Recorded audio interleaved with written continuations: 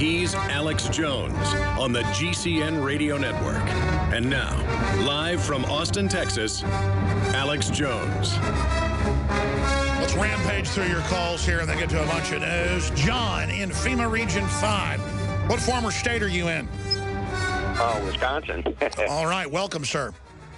Yeah, I got...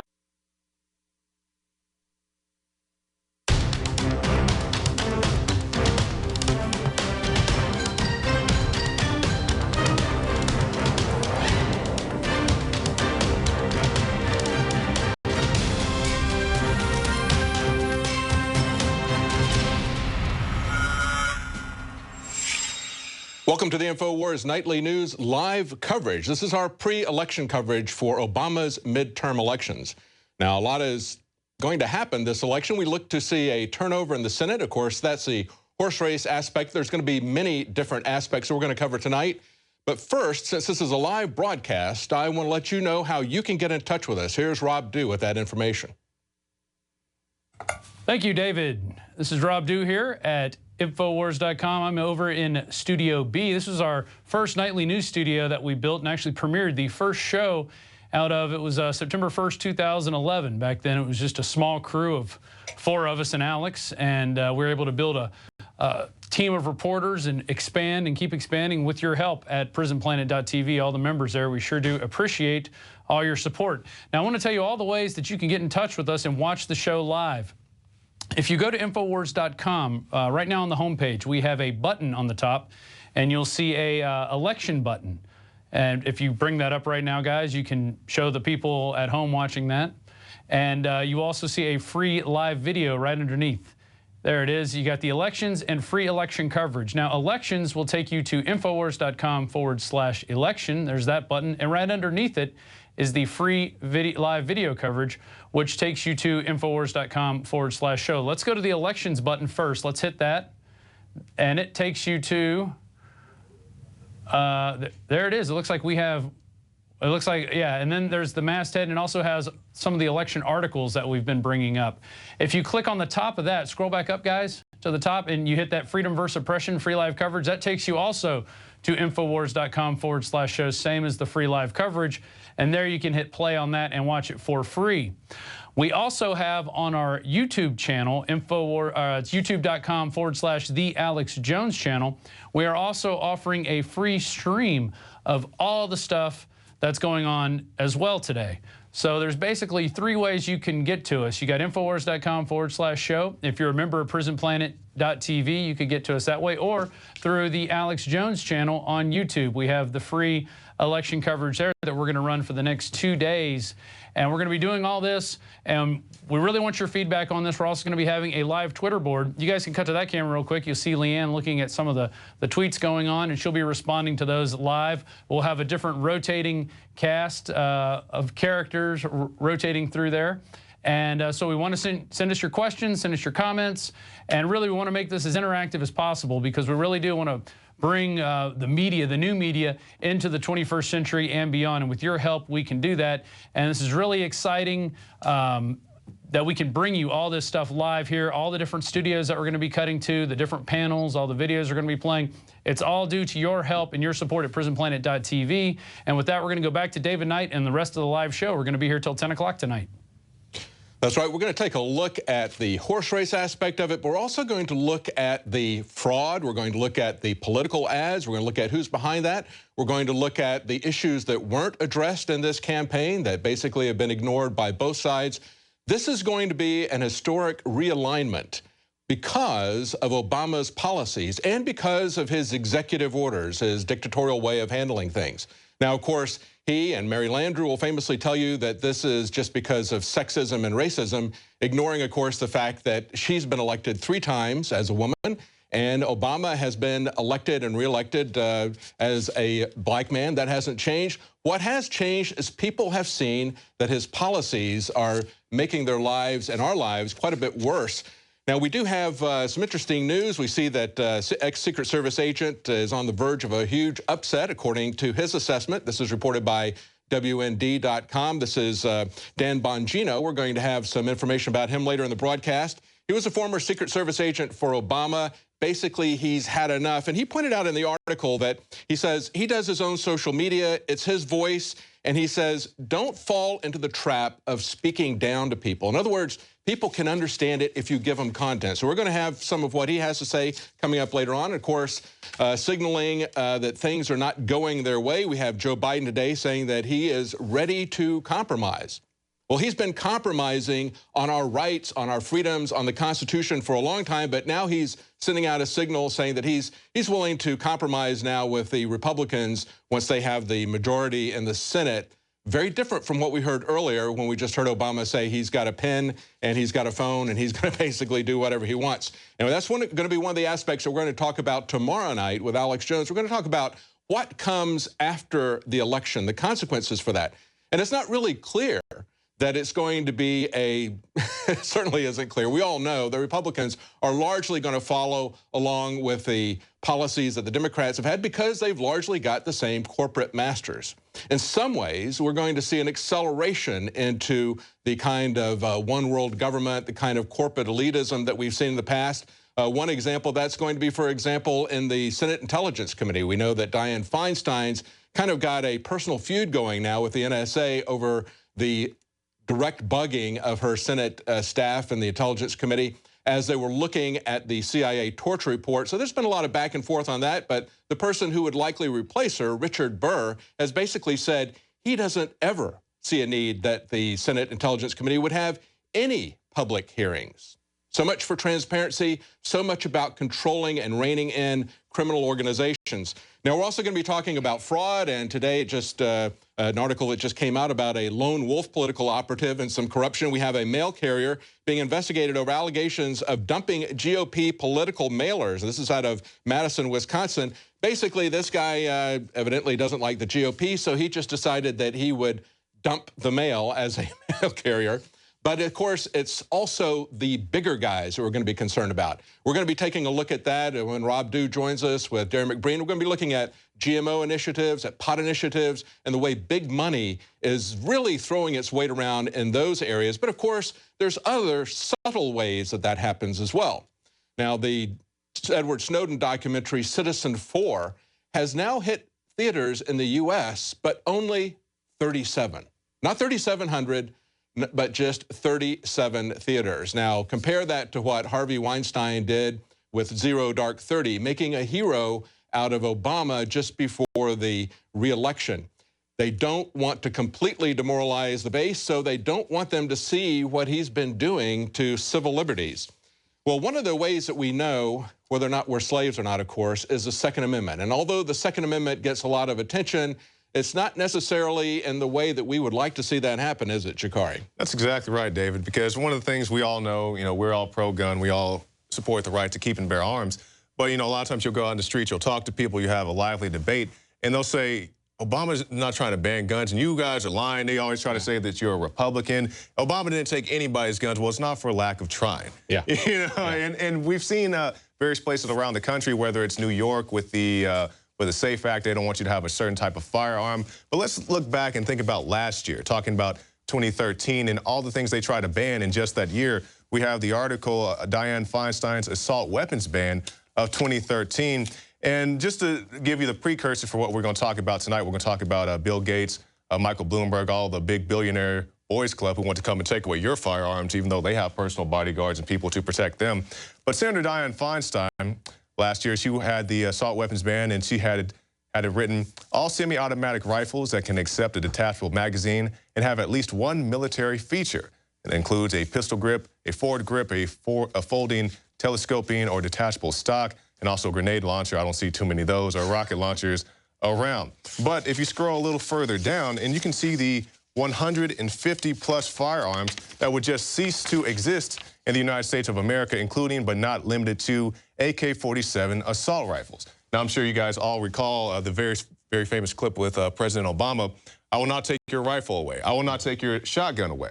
But the thing, they do these sleight of hand techniques because President Obama was content to hide behind Dianne Feinstein. I'll let her put out just whatever she can get through. That's what I'll sign. That's what I'll back. And we see here, I don't know about you guys, but I think an AK-47 is a rifle. I'm not a master of arms or anything. But Joe Biggs, you spent many years in combat. Would you consider a AK-47 to be a rifle?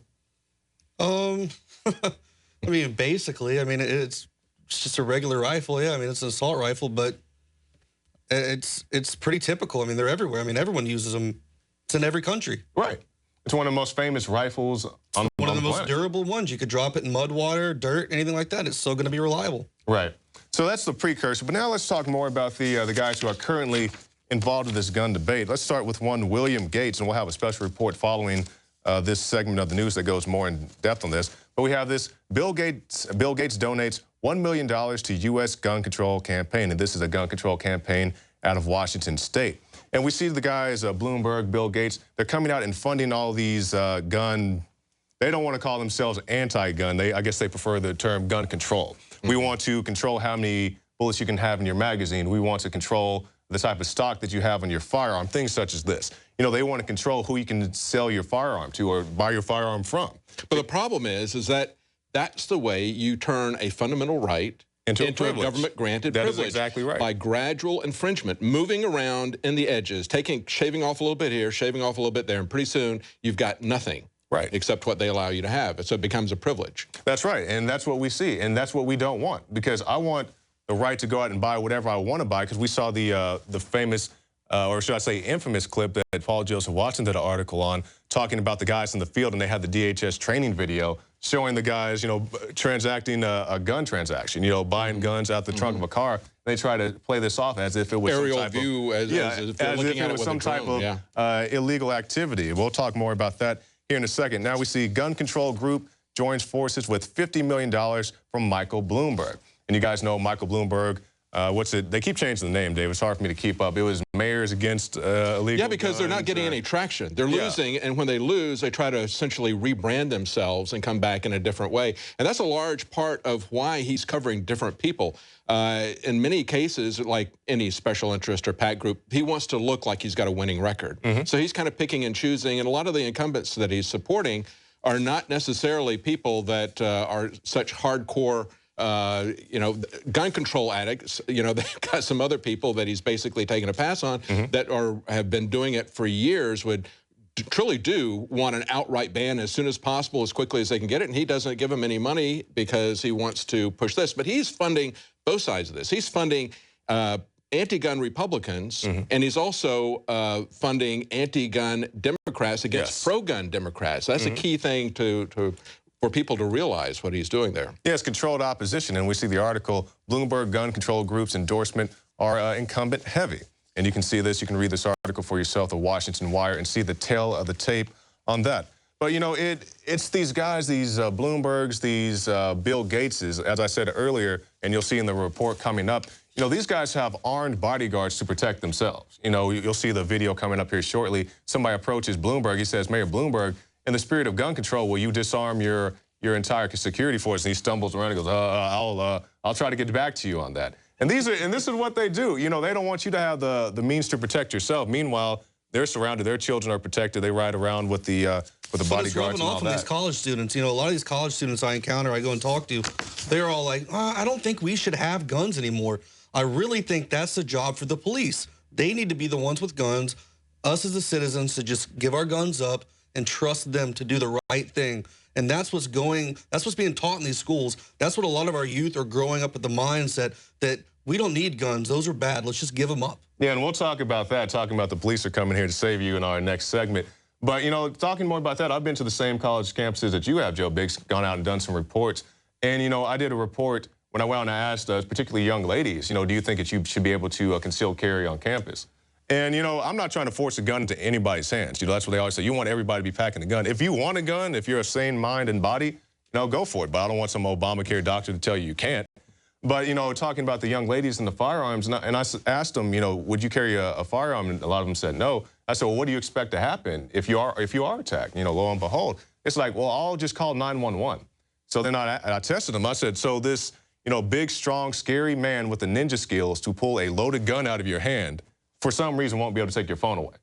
You know, and that's not saying well, let's give everybody a gun. Look at the sheriff in Milwaukee. What was his name? David Clark. Yes. Now, Bloomberg targeted him directly because he said that. He honestly went out and told the people, he said, look, we can't be everywhere. to defend you. So, we'll do what we can to catch the people, but, if somebody attacks you, it's going to be a while before we can get there. So you should get a firearm, and you should take classes and learn how to use it. And so for that, Bloomberg targeted him. Okay, they had $500,000 spent on that sheriff's race, and of course, it was just a Democrat primary because there wasn't a Republican opposition. So essentially, Dave Clark won. And the interesting thing to me about it is, even though Bloomberg by himself gave $150,000, Dave Clark said, the people are going to realize that this is not for sale. And I think that's the key. We're going to see this as we go through this tonight. We're going to see this as a common recurring theme of these billionaires who basically have turned into one-man political action committees. Oh, yes. Because they have so much money, so much clout. And I think there's a lot more to it than just guns with Bloomberg. He's anti-freedom on a lot of different issues. He's a control freak. He wants to tell you, what kind of soda you can have. That's right. If you look at it, the guy who's head of the CDC now, Frieden, was his soda guy back in New York, okay? He's against your freedom in every respect, but he also wants to empower himself. That's what's behind a lot of this money that he's targeting people on. I mean, he is definitely against the Second Amendment because that allows the people to have a check on uncontrolled government power. And he wants uncontrolled government power. But he also wants to endear himself to certain politicians. And we'll see that as a recurring theme with Sheldon Adelson, with the amendment in Florida with medical marijuana. We'll see that over and over again, that these guys have so much money. So we're going to be looking at a follow the money as we come back up. But let's take the discussion to militarization of the police. Joe, you guys saw that firsthand. Both of you guys saw that firsthand in Ferguson. We've been reporting about that for a long time.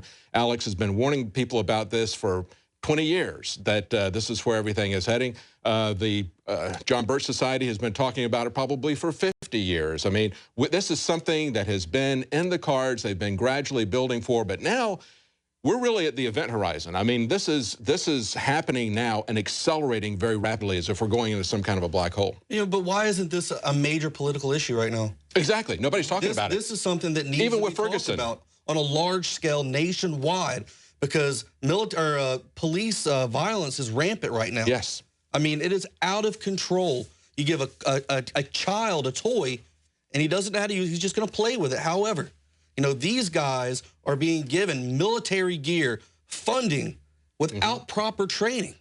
As a matter of fact, this is a live show. If somebody wants to contact us and tell us, if you have a race in your area where there is a local city councilman or a state legislator or somebody running for statewide office, or maybe even somebody running for federal office, where they have actually said they're concerned about out-of-control police, they're concerned about the militarization of the police, let us know. We'll give that person a plug. Tomorrow's the day that everybody's going to vote. Go ahead, Joe. What do you want to say about it? It all goes down to the fact, back with Ferguson. Ferguson was a huge eye-opener for this militarization of police on a large scale. A lot of people hear about it. It's on different websites like Police State USA, things like that. But Ferguson was a first time on a global scale, I could say, where people could actually just turn on their TV on any channel almost, and see these cops and these MRAPs pointing sniper rifles at people. That's something that you see overseas in combat. To see it on the streets here, that's something that people need to open their eyes. And like you said, this needs to be a big issue. People need to talk about this, and it's something that needs to stop. And after a lot of these issues happened in Ferguson, people are like, whoa, a lot of these police stations are like, I don't want this equipment anymore. I want to turn it back in. And they're not letting them take it. Right. Exactly. And we had a situation earlier this summer when you talked about the equipment program. This is the Defense Logistics 1033 program, where they want to give the MRAPs and all this heavy equipment to the local police stations. Interestingly enough, even though they are basically opening the floodgates for these police departments, they stopped it this summer for fire departments. A 60-year-old program that basically gave surplus trucks. They would have had to pay $200,000, $300,000. They could do it for a tenth of the cost to upfit that. That's a program that's been going on for 60 years. And the Pentagon 1033 program basically said, we're going to stop that. At the same time, they're opening the floodgates. Now, that got turned back. It took about 3 weeks because the firemen are a pretty activist group, and it affected the local fire departments. They were the ones who really needed it. It was local, rural fire departments, volunteer fire stations. They take care of 83% of the fires, okay? Many of them on federal land. They're in large rural areas where it's going to take them a very long time to truck in equipment or to truck in water, so they need this kind of equipment to fight those fires effectively. Well, they're first responders half the time, too. They're quicker than police. But see, we hear that this program is being given to police because they're concerned. They want them to have equipment for emergency situations.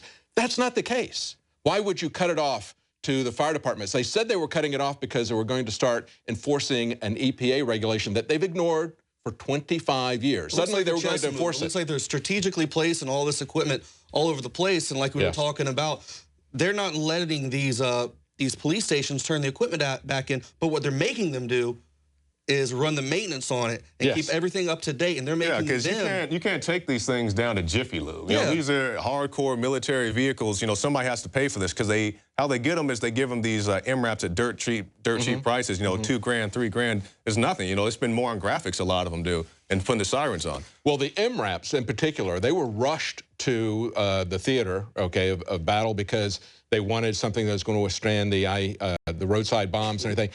So they've had a lot of maintenance issues with these vehicles. Been very, very expensive to maintain.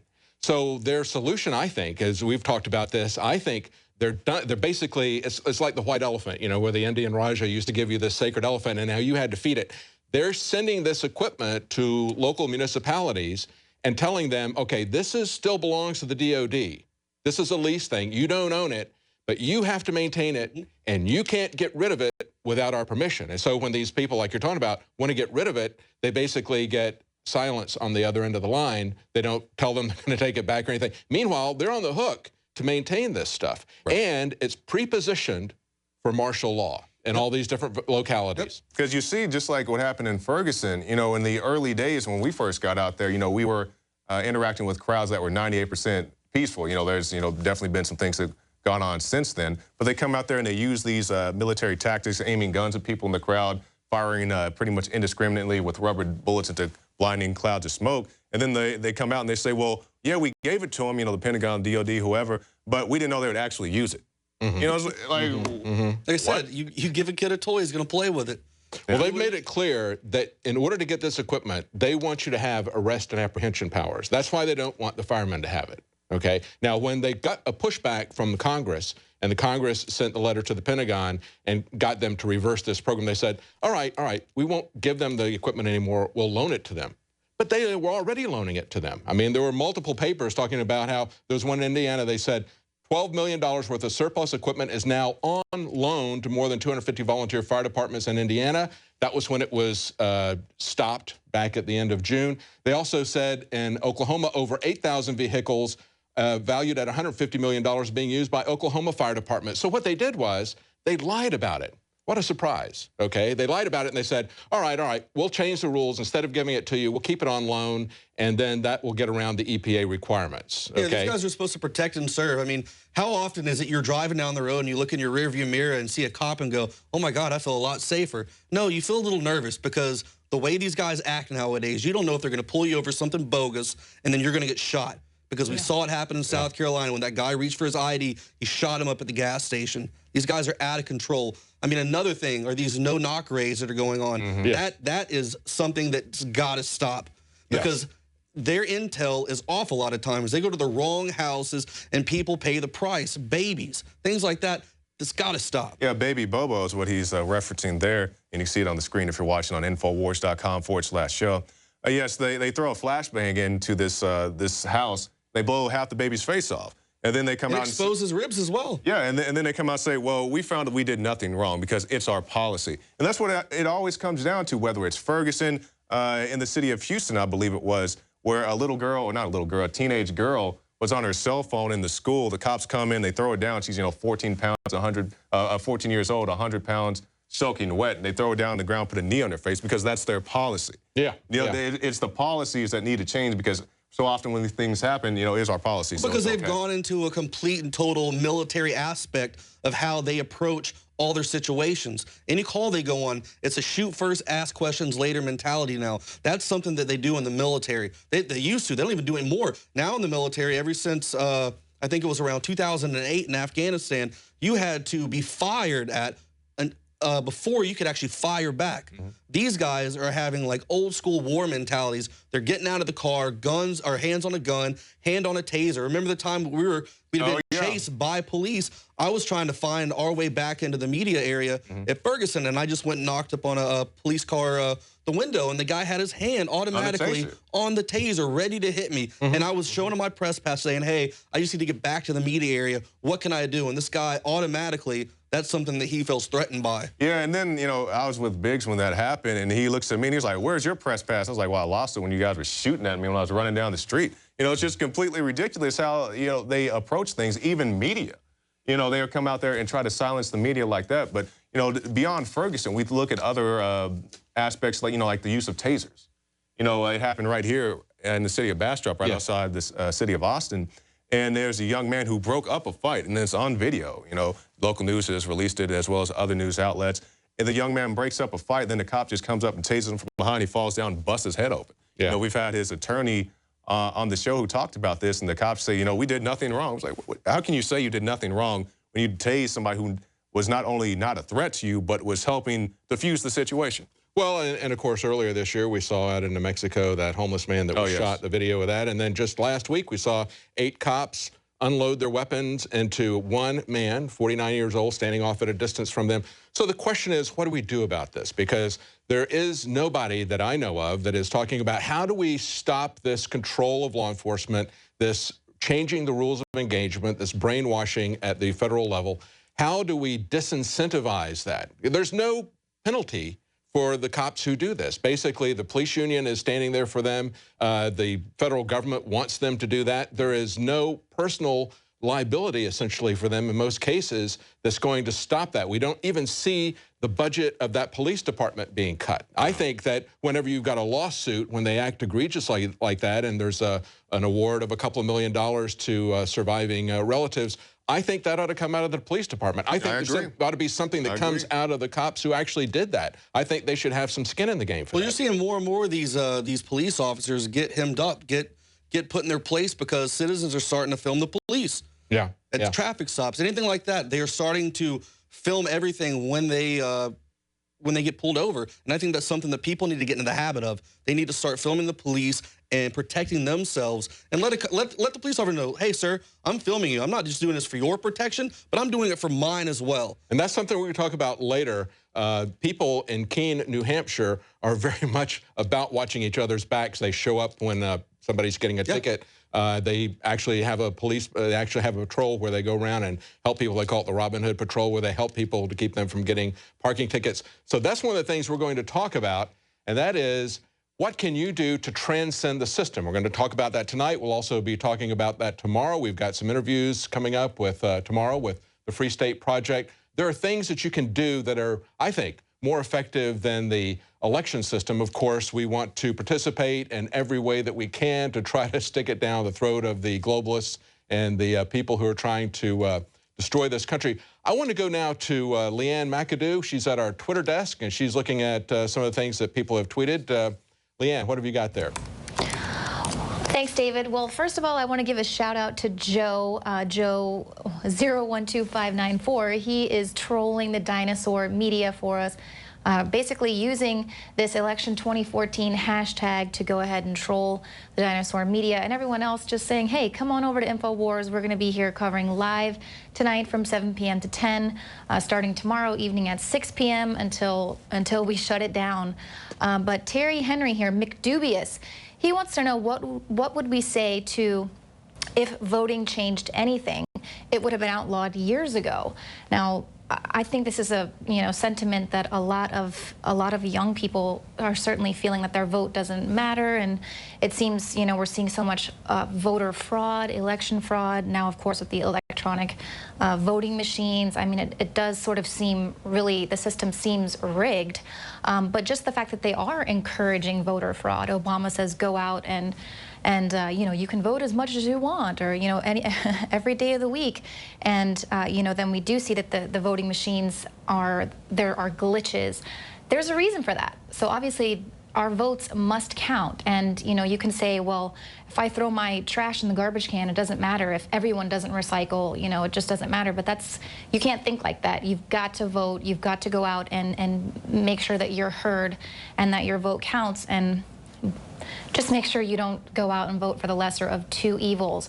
Just get rid of that mindset. Go that's the and mentality vote for. I've been seeing a lot of.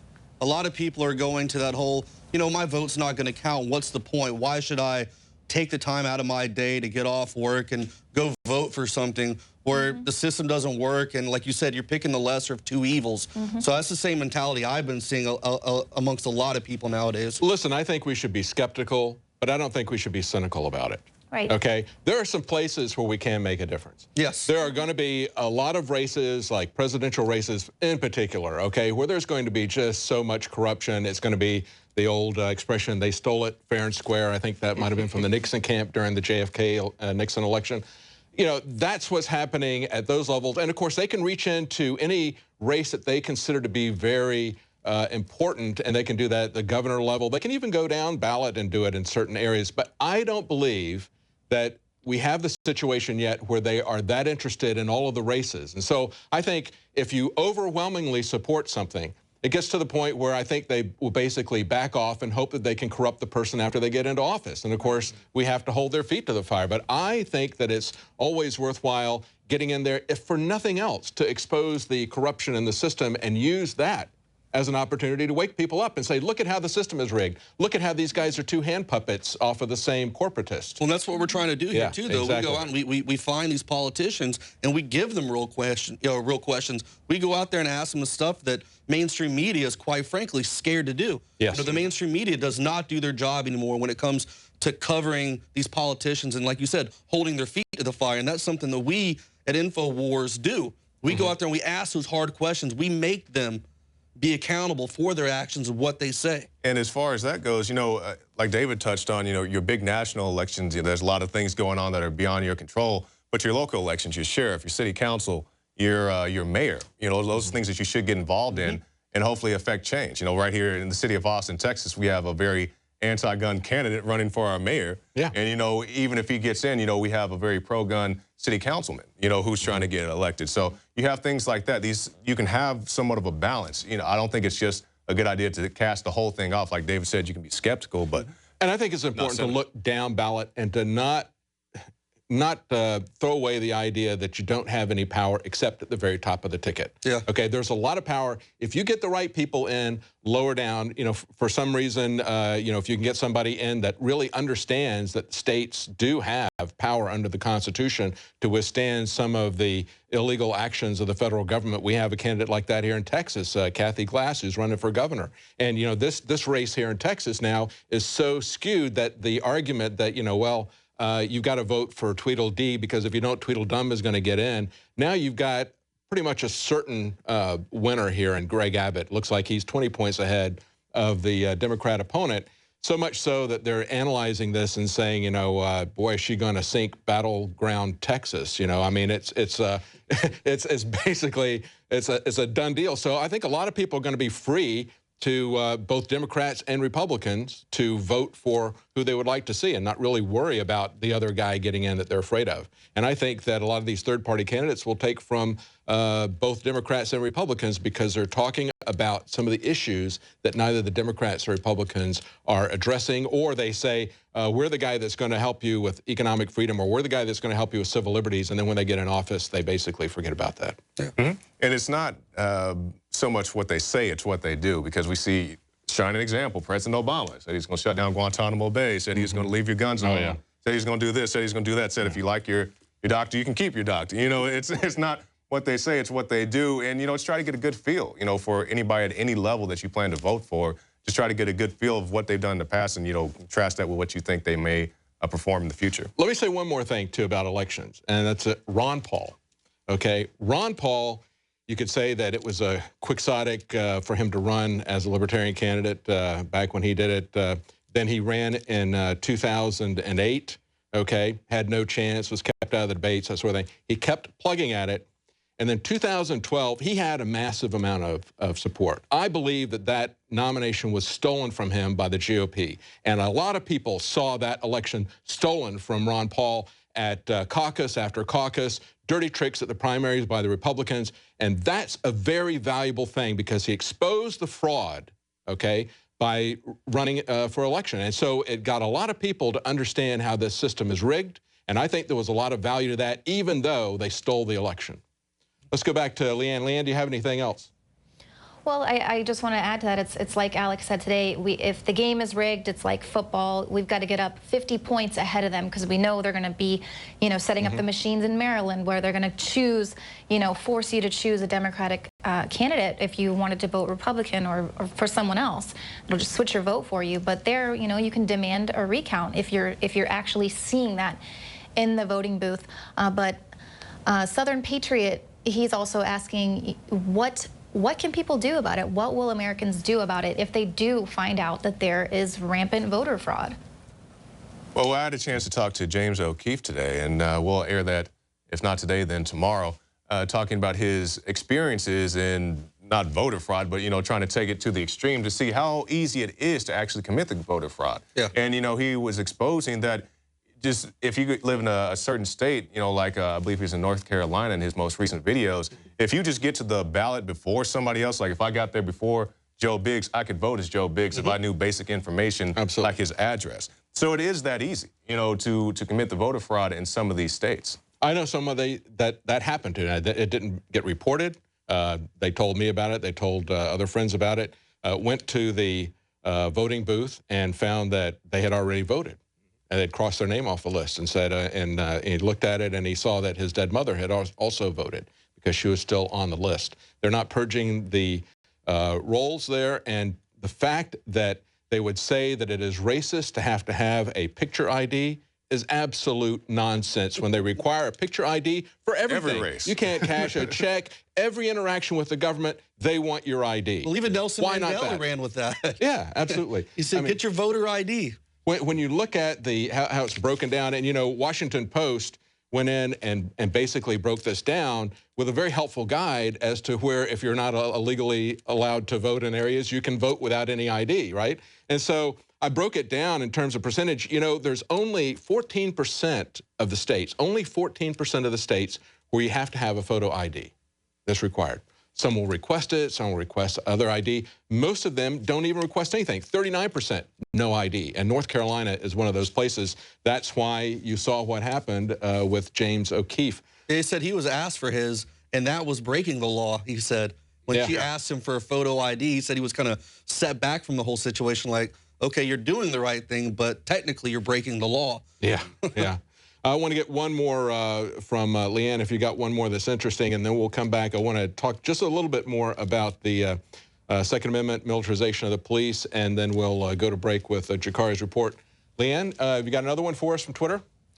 Well, one of the questions here, since we're talking about the Second Amendment, they want to know why the Second Amendment is so important here, specifically speaking about Florida. Okay, why is it important, guys? Well, it's your right to keep and bear arms, which is your last line of defense. It's a worst-case scenario that you may have to defend yourself against the government, but I don't think it's a complete impossibility. But don't you want that choice to be able to go, okay, I can get one? Yeah. I mean, instead of feeling like you got to, duck and dodge and cheat a few corners to get something like that. I mean, I would rather have that choice to be like, all right, I don't feel comfortable with having a gun, so I'm not going to have one. Or I do feel comfortable to have a gun, so I'm going to go get one. That's something that everyone should have. Yeah, and just like I said earlier, if you want a gun, that's fine.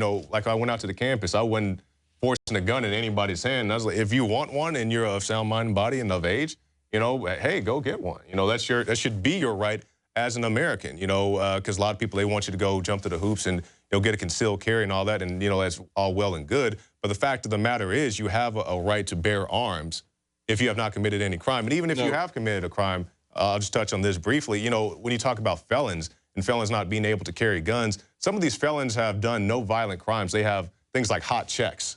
That's not a violent crime, and it's something I don't think is something should bar you from having your right to bear arms. I'll say no free man should ever be disbarred the use of guns. It was considered to be a mark of being a slave not to have weapons to protect yourself. The founders of this country understood that. Now, when I was running and involved with the Libertarian Party before, we used to have people come to us all the time and say, look, you say that it's a check against government power. What are you going to do against big military weapons when you've only got pistols? Well, in the Warsaw Ghetto, they had unarmed Jews who, with a hammer or whatever, got one pistol, then got more pistols, and eventually they held down an entire Panzer division for such a long time that in order to control the revolt, they essentially burned the city to the ground. Now, you can't do that on a nationwide basis if people own guns. Right. It is an effective restraint, and that's what it is. It's a restraint. It's not a threat to the government. It's a restraint. It's what they do with nuclear weapons during the Mutual Assured Destruction program, right? Having the nuclear weapon, they didn't want to use it. They ultimately did not. We hope that Obama is not bringing back the Cold War to get us into a situation where we're going to start using it again. But the bottom line is, sometimes the way that you have peace is with power. Sometimes the way that you restrain a government is by having arms, even though you don't use them. And if you don't have the ability to protect yourself against criminals, if you don't have the ability to protect yourself from a government, you are nothing but a slave. Nothing but a slave. It also touches on a Red Dawn scenario. You know, who wants to invade us because they don't only have to fight our military, our police, but the normal citizen. Yes. You know, you're going to have normal citizens pulling out AKs and ARs and, you know, whatever they have their hands on. Nobody wants to come in here and invade Texas. Well, I tweeted something out when the incident happened in Canada, and I said, you know, when you disarm your citizens, it makes you a soft target for terrorism. And it did get under the skin of a lot of Canadians, but I would say tenfold tweeted me back and agreed. They're like, yeah, you know, this pisses me off. A lot of these guys were ex-Canadian military. They're like, you know, I've had a gun my entire career, and then when I get it, I'm told I can have one, and I no longer have that feeling like I can protect myself. He's like, I hate that. It hurts. Yes. You know, that's got to be a horrible feeling to know that you don't have that choice. Just from a self-defense situation, whether you're in a situation with a terrorist or whether you got somebody that's hopped up on drugs and starts shooting up a school or whatever, somebody with a gun can always take out one person, but they can't take out the entire crowd if somebody else is armed. They'll stop them. And so that's why you have it. It restrains it. It's not a panacea. There is no perfect solution. You can't stop people from coming in and sneaking up behind somebody and shooting them in the head. But you can stop them from shooting everybody in the head because they're the only person with a weapon. Let's go to Jakari's report on the shenanigans that Bloomberg and others are up to. Hey, before we do that, David, I want to read a couple tweets real quick. Okay. There's a couple things that we're going to be covering. A couple more tweets. Yeah, so we got the Florida Amendment, 2 questions about medical marijuana. We're going to be covering that coming up. This is Rob doing the control room, by the way. Hey, everybody out there. And also, there's another one. How do we keep these Republicans we're about to elect true to their oaths? I think that's a very, very important question that we're going to try to answer today. And one question is you got to hold their feet to the fire. You have to keep these people accountable. You can't just get mad when the Democrats are in power. You have to go to these meetings and tell the Republicans, look, we're sick and tired of this stuff. We're sick and tired of all this wasteful money and all these wars. And that's one way we're going to change this. Could be because the Democrats, they don't seem to want to listen, at least the vast majority of them. They're bought and sold, just like a lot of major Republicans, the boner Republicans out there. So we do have to watch out for those, and I know we're going to be covering that later, but I just saw those 2 tweets and wanted to cover those real quick. But yeah, you're about to throw to Jakari's. I'll throw back to you, David. Yeah, you know, Rob, one of the problems that we see is that at this stage of the game, many people are looking at it and saying, wow, I've got 2 really bad choices. In many cases, they don't realize that there's somebody else on the ballot, maybe a couple more people on the ballot that they haven't really looked at. But I think a lot of people get involved way too late. By the time you get to the general election, at that point, it's usually too late. You've already missed the Tea Party candidate. You've already missed the guy who might have challenged that incumbent who basically lied to your face, goes to Washington and basically cashes in. And, you know, when you ignore the ability to get these people out at the primary level, then you wind up downstream with essentially nothing to go for. And the other part of this, too, is, you know, we talk about voter ID fraud. There's also, of course, the messing with the voting machines, how the votes are counted. But before all of that happens, there's a certain fraud that's being committed against you, and that is not letting people on the ballot putting restrictions up for third-party independent candidates that the political parties don't have to go through, the Democrats and Republicans don't have to go through. Limiting who is allowed to be in the debates so that you don't have a real substantive discussion there. So those types of things, if you would get angry about the fact that they are censoring what you can hear and censoring the candidates that are on the ballot, that would go a long way as well. Let's go to Jakari's report, and we're going to be back with, we're going to look at some political ads with Leanne McAdoo is going to be in here, and you're going to be amazed at some of the ads that have been aired this year. Here's Jakari's report.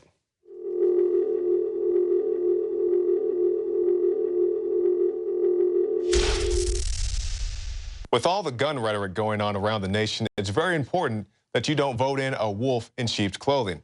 A good way to do this is go to the sites, the NRA, also Gun Owners of America. You can go to these sites and select by state the people who have your best interest at heart. And there you see the NRA site, go state by state, see the people with the best ratings for guns, also Gun Owners of America. You can see how people have voted in the past, what their affiliations are, and what they mean to your gun rights. Now, a good place to go if you just want to cut out the middleman, get straight to the meat of it, go to Gun Sense Voter. And what this is, these are the people that you pretty much don't want to vote for if you care about your Second Amendment rights. You can select by state, go all the way down. Hey, this person's anti-gun, this person's anti-gun.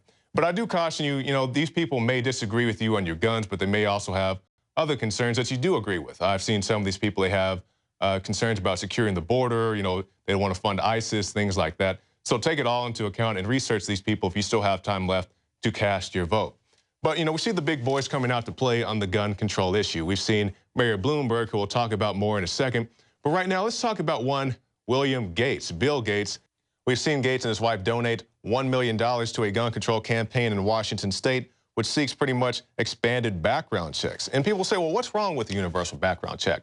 Well, what's wrong with it is if I live in Washington state and my father wants to give me a gun, or if I have children, I want to give my children a gun, I don't think a background check should be required for that transaction. Or if I'm a private seller and I want to sell somebody my old shotgun in the middle of a field, I don't want DHS putting out a training video with a drone looking down at me and acting like it's some type of criminal activity. Now, of course, that's in Washington state, but it could expand to other places. But, you see people like Bloomberg and, of course, Bill Gates. I'm pretty sure Gates has more than a few armed bodyguards running around, and we definitely know that Mayor Bloomberg has more than a few himself.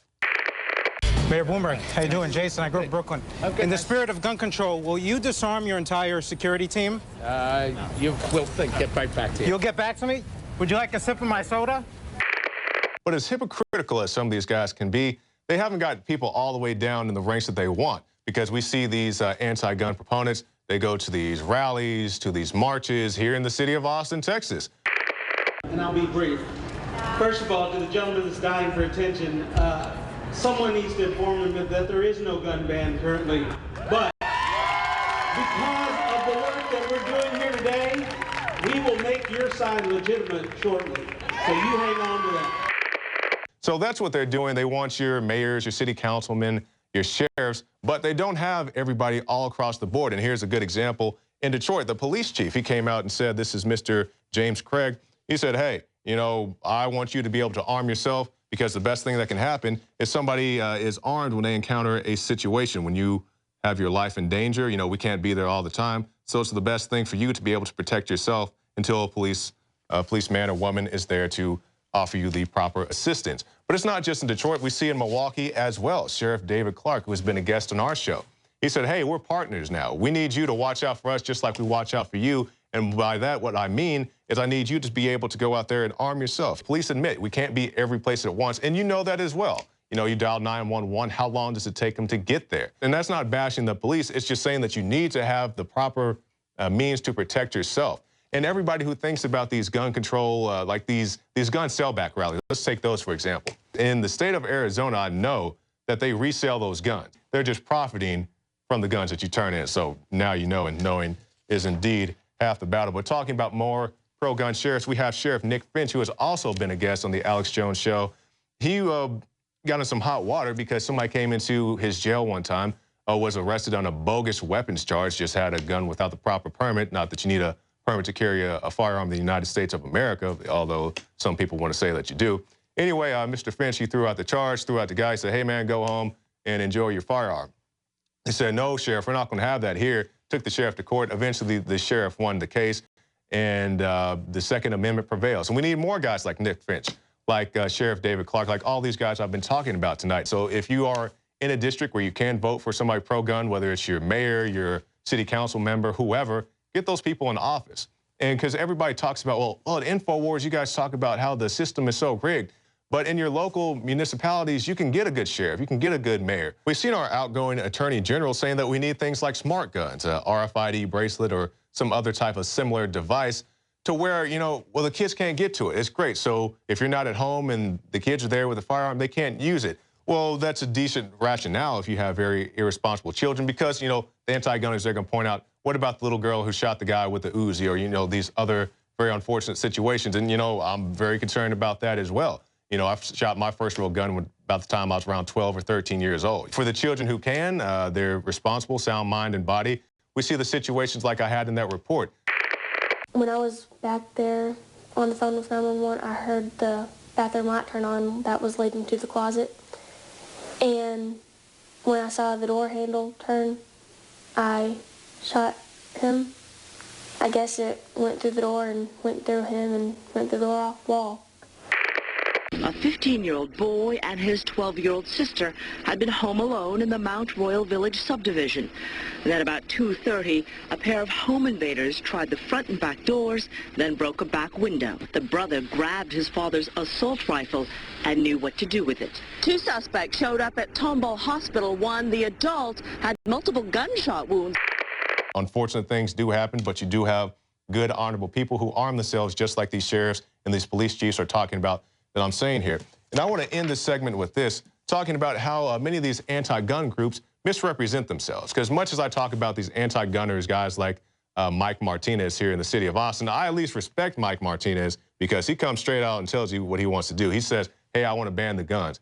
But some of these anti-gun organizations who like to change their name to hide their affiliations or their past sins, they'll come out to you, hand you a flyer that says they want to ban guns and then tell you to your face that they don't want to ban guns. Nobody's trying to take your toys. They haven't taken the guns? Assault weapons. Ban assault weapons. They're not trying. Says right here. Wait. That's all semi-auto. Shut up. Well, that's Dianne Feinstein. It's like, no, Dianne Feinstein did not hand me this flyer. You handed me this flyer. It says ban assault weapons. It also says they want background checks for things such as ammunition purchases and also to track the quantities of ammunition and ban online sales. So, you know, we're not trying to take your guns. We're not trying to ban your guns. That's Dianne Feinstein. It's a conspiracy theory that Obama wants to take your guns, even though he said the infamous Bitter Klinger quote. People have been beaten down so long, and they feel so betrayed by government. So it's not surprising then that they get bitter and they cling to guns or religion or antipathy towards people who aren't like them. That he thinks AK-47s belong in the hands of soldiers, not in the hands of criminals. And I don't want AK-47s in the hands of criminals either. But you can't classify everybody as being a criminal just because you don't like the weapon that they have. That hunting and shooting are part of a cherished national heritage. But I also believe that a lot of gun owners would agree that AK-47s belong in the hands of soldiers, not in the hands of criminals. If we can save one child, if we can save one child from this, if we can save one child from that, well, how about we save the children in Mexico from having guns come into their country with Operation Fast and Furious? How about we save the children in Syria and Iraq by not arming these Al-Qaeda and these ISIS rebels? You know, we saw the video last week about the airdrop grenades, you know, in ISIS territory. How many kids are going to die because of that? But if we can save one child, we'll ban your guns. But we can't save one child by, you know, not arming the terrorists that we're fighting against. It's completely ridiculous. It's ongoing. It's not dead. You know, they may have been a little quiet for a while, but they're working behind the scenes. So you can't sleep on it. And if you want your guns, if you want your freedom, if you want your whatever, they just want your general rights, all of them. Stay tuned. We have more election coverage. This is the InfoWars Nightly News. And don't let these people lie to your face. We're not trying to ban guns. It says right here on this flyer that you gave me that you want to ban my guns.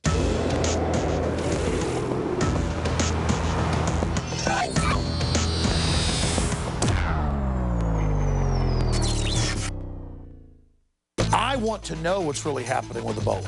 I want to know if there are things out there that that could protect this country and protect my 3 children. Just as you do, government can't and won't protect you from Ebola. It is up to all of us to be prepared and to protect ourselves. I'm not sitting back waiting for the government to come protect me and take care of me. It's why I'm doing everything I can to boost my body's natural defenses. That's why I've got storable foods. That's why I've got my colloidal silver from InfoWarsLife.com, the silver bullet. That's why I've got nascent iodine X2 that has absolutely supercharged my personal body's defenses. I personally have gotten prepared, and I recommend everybody else get prepared as well. So visit InfoWarsLife.com today to find the most cutting-edge, hardcore supplements on the planet. Or call the InfoWars staff, and we can answer your questions or take your order over the phone at 8.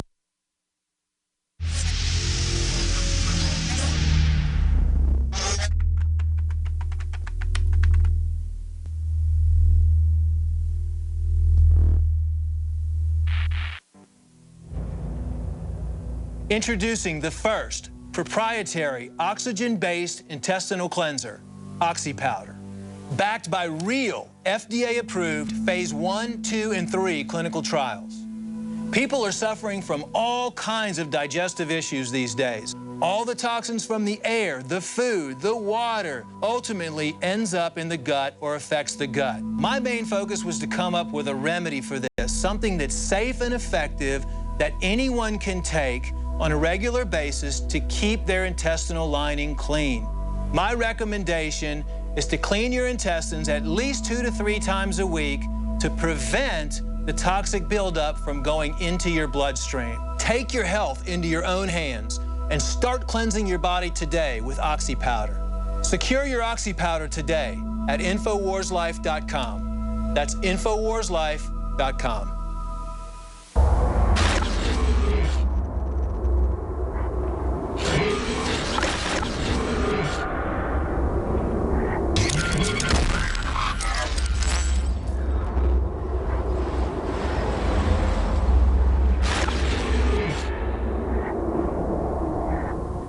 DNA force. When cells become toxic, they die early and aging sets in. DNA force. No one has put together a formula that focuses directly on brain health, nerve growth factors, and optimizing your cellular energy at the same time. Just one of the key compounds, BioPQQ, is backed by major clinical studies. DNA force. We now have the synergistic solution. Secure your DNA force today at InfoWarsLife.com or call toll-free 888-253-3139. DNA force.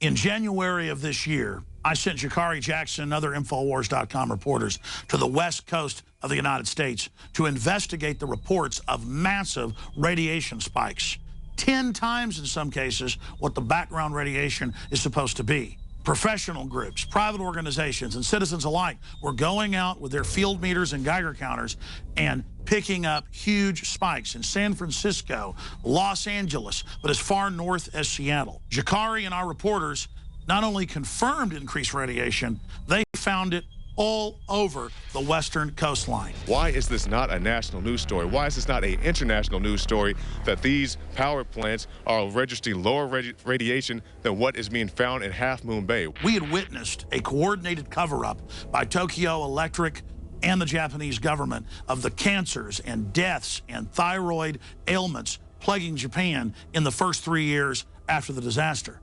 So the question was, is there a cover-up going on in the United States and North America as a whole? Turns out the EPA, within just a few months of the Fukushima disaster, with the trade winds and currents coming right into the United States, had indeed raised the levels of what they claimed was safe for the population. In some cases, more than 1,000 times what they had previously claimed was safe. So we continued to investigate and noticed that just a few months after Fukushima, tuna had been caught off the coast of the United States with higher levels of radiation. Buried in reports that got little or no attention, we began to discover massive deformities in whales and other sea life, seal die-offs, starfish die-offs, massive fish die-offs. And when our reporters went and tested the fish that were being caught off the coast of California, the radiation levels spiked dramatically. It's almost double. There's a reason I sent my reporters to the West Coast. It's to draw attention to the fact that the nuclear industries in the United States and worldwide are out of control. More than 75% of reactors in North America are currently leaking. In the past, every one of these leaks would have been a huge issue. Now, it's as if radiation is good for us. In fact, Ann Coulter and others have come out and said that we should be thankful for the radiation. The Japanese should be thankful because, after all, it's good for them. Radiation in excess of what the government says are the minimum amounts you should be exposed to are actually good for you and reduce cases of cancer. Tell that to all the valiant rescue workers who tried to secure the damaged plant who've now succumbed from radiation sickness and died. And tell that to the sailors and crew of the USS Ronald Reagan, many of which are dead and dying now from radiation poisoning. And the VA will not give them any care and basically puts them on a death panel list to wait and die. Our sources tell us many were placed on a secret list designed by VA managers to hide the fact veterans were waiting months to see a doctor. Bottom line, it is important that we draw attention to the fact that this industry is out of control. And we also draw attention to the fact that the federal government itself is ordering millions and millions of dosages of potassium iodide for federal workers while telling the general population that, oh, you don't need to have that unless you live right next door to a nuclear power plant. They're acting like they're preparing for some sort of nuclear emergency right now, because we now know that the Department of Health and Human Services, for example, they just ordered an unprecedented 14 million doses of potassium iodide, which, you know, protects the body in the event of radioactive poisoning.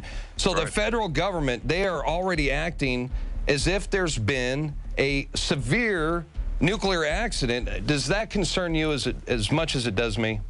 Oh, yes, it concerns me not only as a journalist, but as a just general citizen. The truth is, radiation is an invisible poison that's all around us, and the levels of it are going up. It was in my research to find ways to try to shield my family or mitigate the dangers of increased radiation that I discovered that iodine was a key component and that the government was hoarding it. But the type of iodine they're hoarding is something you only take during a huge disaster, not something that you take on a daily basis that from the research helps your glands and body overall to be healthier. That's why we developed with Dr. Edward Group Survival Shield, a proprietary new form of nascent iodine. Survival Shield has been incredibly popular because of the results people have gotten, but also because it's more palatable and easier for children to take. It's not as harsh as some of the other iodines that are out there. We innovated with Survival Shield Nascent Iodine, and it's still available and is excellent. But we are now very excited to introduce X2. There is no other iodine anywhere near this. The other so-called nascent iodines are black and turn black on paper. The Survival Shield Nascent Iodine turns electric blue purple because it's from the pure crystal. You can literally see these ancient crystals seething with the iodine. If you think Survival Shield was powerful, X2 is the next level. Take the InfoWars challenge.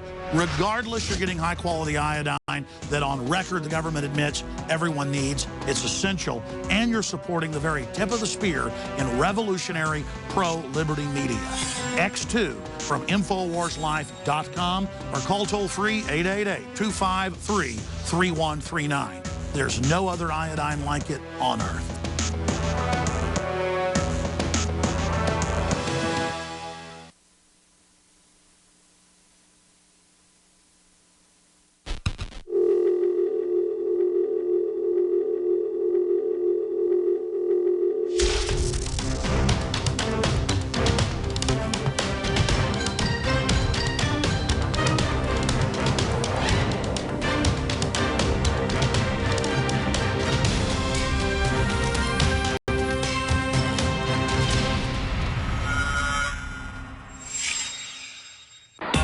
And because early voting runs through this Friday, you don't have to wait till Election Day. You can vote all week. Rio Arriba County Clerk's Office reported this afternoon that a voter trying to cast an early ballot in Espanola today was told he had already voted 3 days prior. Activist on the tape goes on to suggest that discarded ballots could be collected from what she called Ghetto Aurora, saying that African Americans and Mexicans tend to throw out their ballots. And as for those programs we do need, I'll make them work better and I'll make them cost less. Thousands of federal workers are issued taxpayer-funded credit cards so long as they buy items that cost less than $3,000 or micro purchases. Our review found about $20 billion in just about the course of a year. We'll save billions by cutting waste and improving management and strengthening oversight.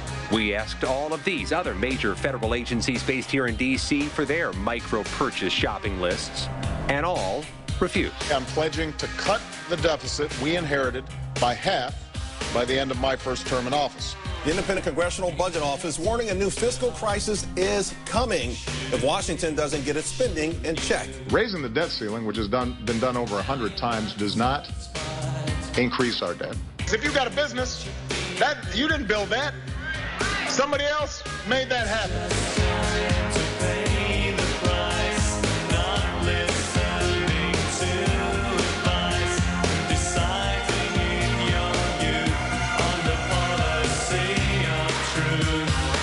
Live from the NoWorldOrder.com studios. First, Ebola is not spread through the air like the flu. Ebola is capable of entering human airway cells. Ebola is primed to be able to have respiratory transmission. Crashing through the lies and disinformation. It's Alex Jones. You are either with the Republic or against it.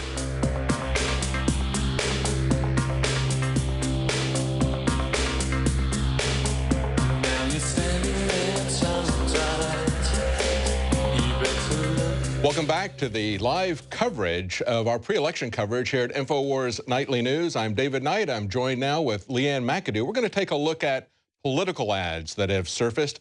We're also going to look a little bit deeper as to what's behind these political ads. And of course, that's going to be the billionaires. Now, Leanne, CNN asked the question, what could Americans have bought with the $4 billion that was spent on elections this year? And I think it's kind of interesting that, of course, they offer some suggestions. This is what you would expect from CNN. They say, well, it's 10 times more than the government could have spent fighting Ebola, or more than the government would have spent on 25 F-18 fighters, or more than the government would have spent on 12,000 students K through 12 education. In other words, the government should own and control everything. And of course, we see a lot of people suggesting that the government should run campaigns as part of what they call campaign finance. I have a problem with that because the same people that would be running these campaigns are the same ones who are limiting access to the ballot, who are limiting access to the debates, and so I have a real problem with that. But let's start with an Indiegogo campaign, which is essentially attached to something called the May Day PAC, which is about putting forth campaign finance reform. But it's a very, very funny campaign. This guy had a goal of $20,000. And he actually achieved $100,000 of that goal. And of course, if you guys can pull this up, you can see some of the things that you get for participating in the campaign. They did, instead of the Obama campaign picture, they've got a picture of their candidate there. And underneath, instead of saying hope, it says sold on there.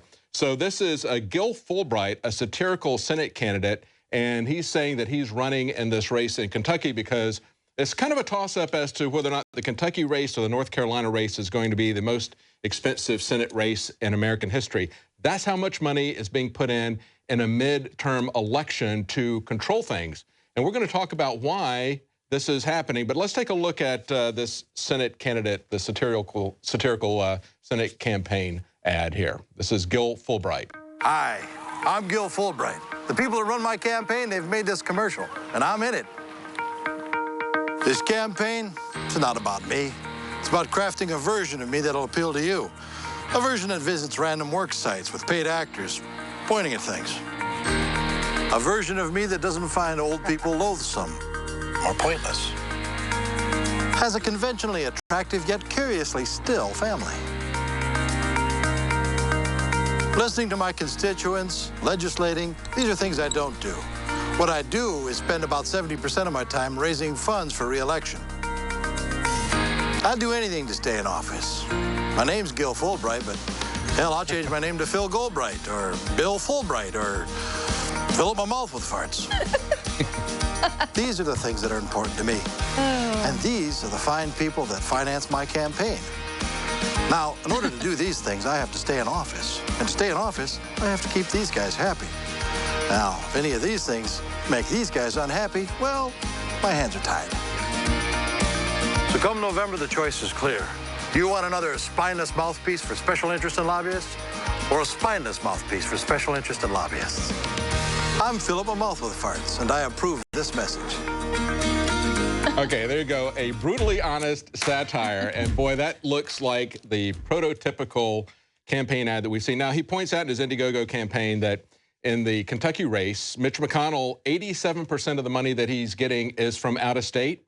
And his opponent, Grimes, is getting 75% of her money from out of state. And his solution is to take the extra money that he got in this Indiegogo campaign and to put it into a PAC that's called Mayday PAC. Now, this is a PAC that's being run by someone named Lawrence Lessig. Now, this is a guy who's a Harvard political science professor. He's a Bilderberg member. He supports a new second constitutional convention. So he's not necessarily a good guy. You have to look at this kind of resume here, and you got to say, well, when he says Mayday PAC, is he talking about Mayday in the sense that this is an emergency, or is he talking about Mayday in the sense that he wants a communist parade? I don't know. But here's the problem I see with campaign finance reform, Leanne. I don't think that it's going to do any good, because it's going to basically give the same vested interests that are in Washington, who have control over the ballots, who have control over the debates. It's going to give them absolute control over what's going on out there. Now, I understand, and we're going to talk about how billionaires are essentially setting up their own personal political action campaign committees. It's not just Bloomberg. There's a lot of billionaires who are doing this. But the problem isn't just the money, it's what's drawing the money. The fact is that we have so much power in Washington that it's like a black hole. And it's going to pull that money in. And no matter how much you try to prohibit that, you can't stop it. It's like the war on drugs. If there's a demand that's being created for this, prohibition of many of these things is just simply not going to work. There is so much money, so much power in Washington that you can't simply say, we're not going to allow anybody to have to run a political ad or to use their own money. To me, what that's going to do is that's going to shut down the very last, it's not going to shut down the big guys. They'll get through these regulations. Right. It's going to shut down the small guys. Exactly. The people like you and I who can vote, like Dinesh D'Souza there, who's getting jail time for something very minuscule. Meanwhile, we hear about Adelson or the Koch brothers or something pumping millions, billions of dollars every year for their little pet projects. Well, he's going to jail because he supposedly bundled $20,000 for a candidate that he personally knew.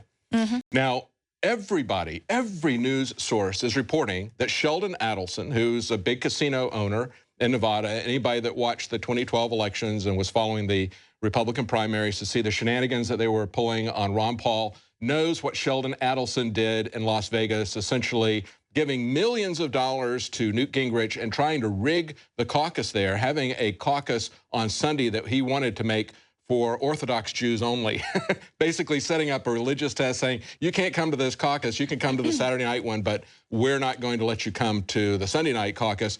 I mean, this guy throws his weight around. Now, Dinesh D'Souza is going to jail for $20,000 that he gave to somebody. But everybody's reporting that Sheldon Adelson gave Lindsey Graham $15,000 to stop online gambling that was a competition for him. It's an open secret. Nobody's making any bones about it. What he did was, he was a sophisticated guy using the rules, okay? Dinesh D'Souza is just trying to participate. He's not looking at the rules, not looking at this web of regulations that were meant to catch the small nets, not the great big bumblebees like Sheldon Adelson. Sheldon Adelson probably set up a PAC, or he did something else to basically skirt the law, but everybody knows that that money is coming from Sheldon Adelson, especially Lindsey Graham. Right, well, and they've got so many avenues to do it, the soft money, the hard money, dark money.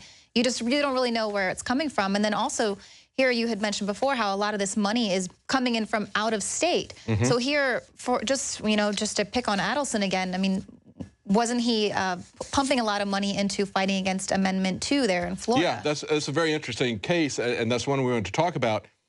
Amendment 2 in Florida is the medical marijuana that would make medical marijuana legal in Florida. Okay, there are three ballot measures in the District of Columbia and 2 states. It's Alaska and I think it's Oregon, where it's outright legalization.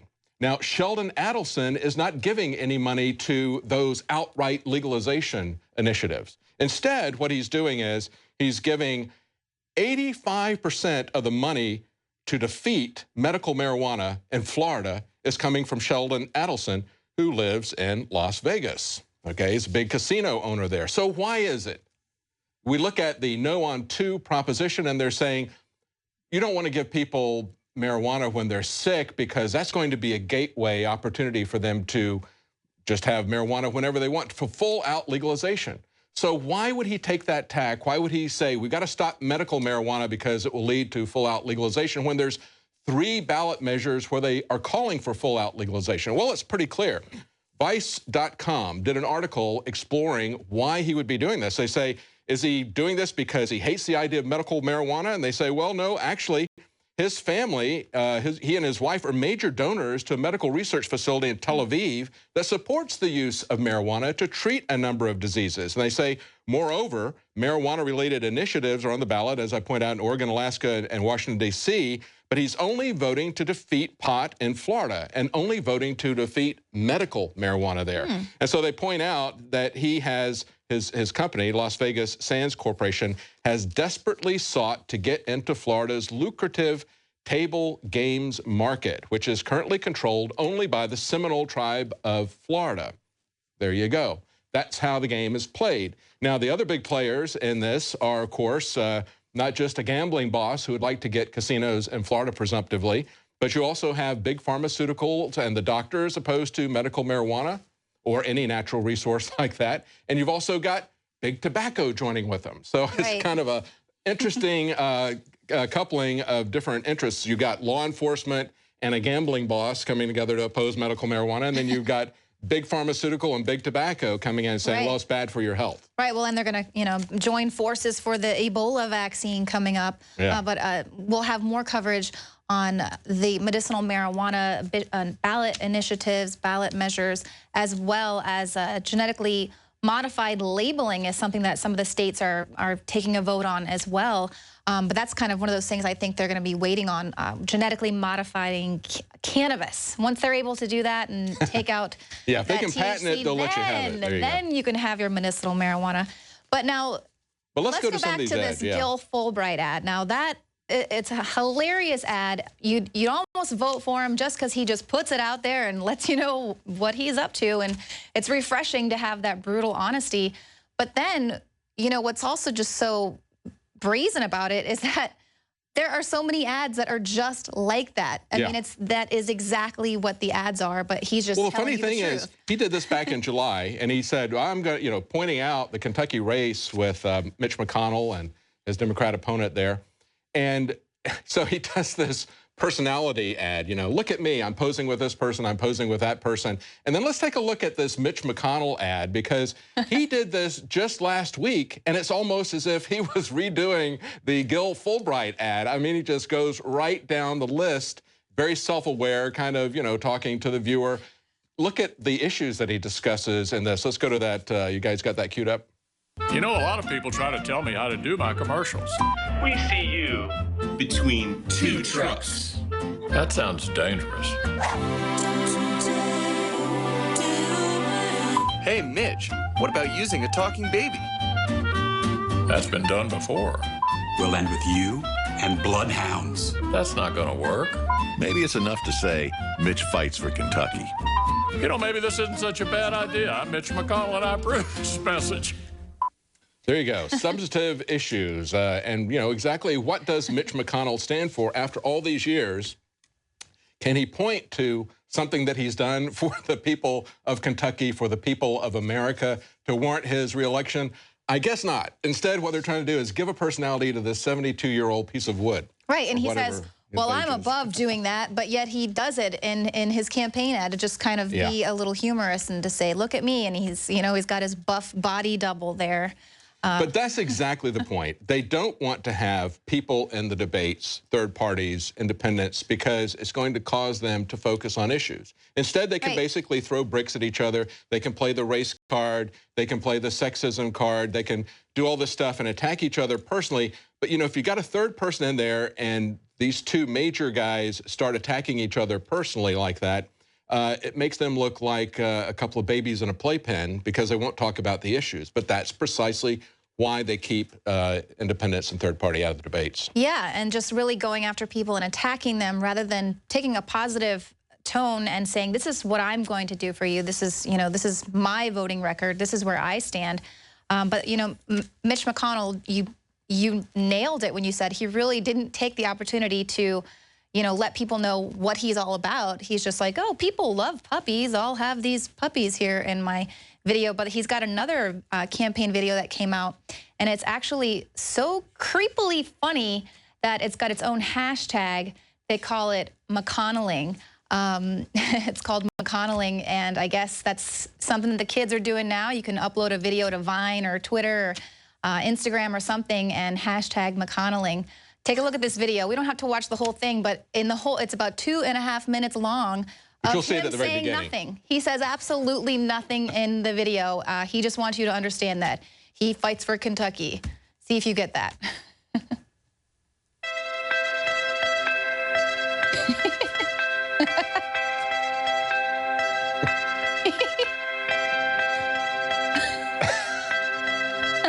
This is kind of like a dramatic chipmunk, right? Know? Except the music's not as good. So you can just creepily look into the camera and give a little, there you go, a half-hearted Mona Lisa smile. So there it is, working and hard. It just goes on. Yeah, it just goes on and on and on and on. Working hard for Kentucky. The next one we got here, monkey on your back. Which one? Yeah, well, this one, let's see, the Daily Beast actually compiled a list of strange political ads. And this one here is just a little bit bizarre because she is talking about how they're spending so much money in the government. And this one is just the production value, I guess. And she literally has a monkey on her back. 820,000 of our tax dollars were spent studying how monkeys respond to unfairness and how they act while on cocaine. Think about that. That's how outrageous the spending in Washington has gotten. Yet it's so common half the time we don't even notice. Our country is being bankrupted, and John Barrow is voting with Barack Obama to do it. It's time to pay attention. The National Republican... Okay, so she's talking about a big study where they wanted to see how monkeys react to unfairness and to cocaine. I guess I could just look at Congress. Right. Like, how are the people Congress reacts to unfairness and cocaine, you know, because they're probably the biggest drug runners going in the U.S. government. Yeah, exactly. Let's go to the next one here. Introduce that. Well, this next ad, I just wanted to throw it in there because it seems like, I mean, even here with the monkey on the back and things like that, it's just trying to be outrageous. How can we capture the minds of the people? But this next ad has really bad production value, so there's a little audio issue in the front, but it kind of took a creepy turn there. You'll just have to take a look at the end. Will Rogers said there are three kinds of men. The one that learns by reading, the few that learn by observation, and the rest have to pee on an electric fence. We've seen it over and over. Politicians run for office for personal gain and don't know how to make hard decisions. With recent bailouts, unemployment, and debt, they clearly don't have the experience needed to lead our country. My name is Roland Sledge, and I've spent 35 years working in the oil and gas business. Wait for it. I have the experience needed to bring Texas jobs.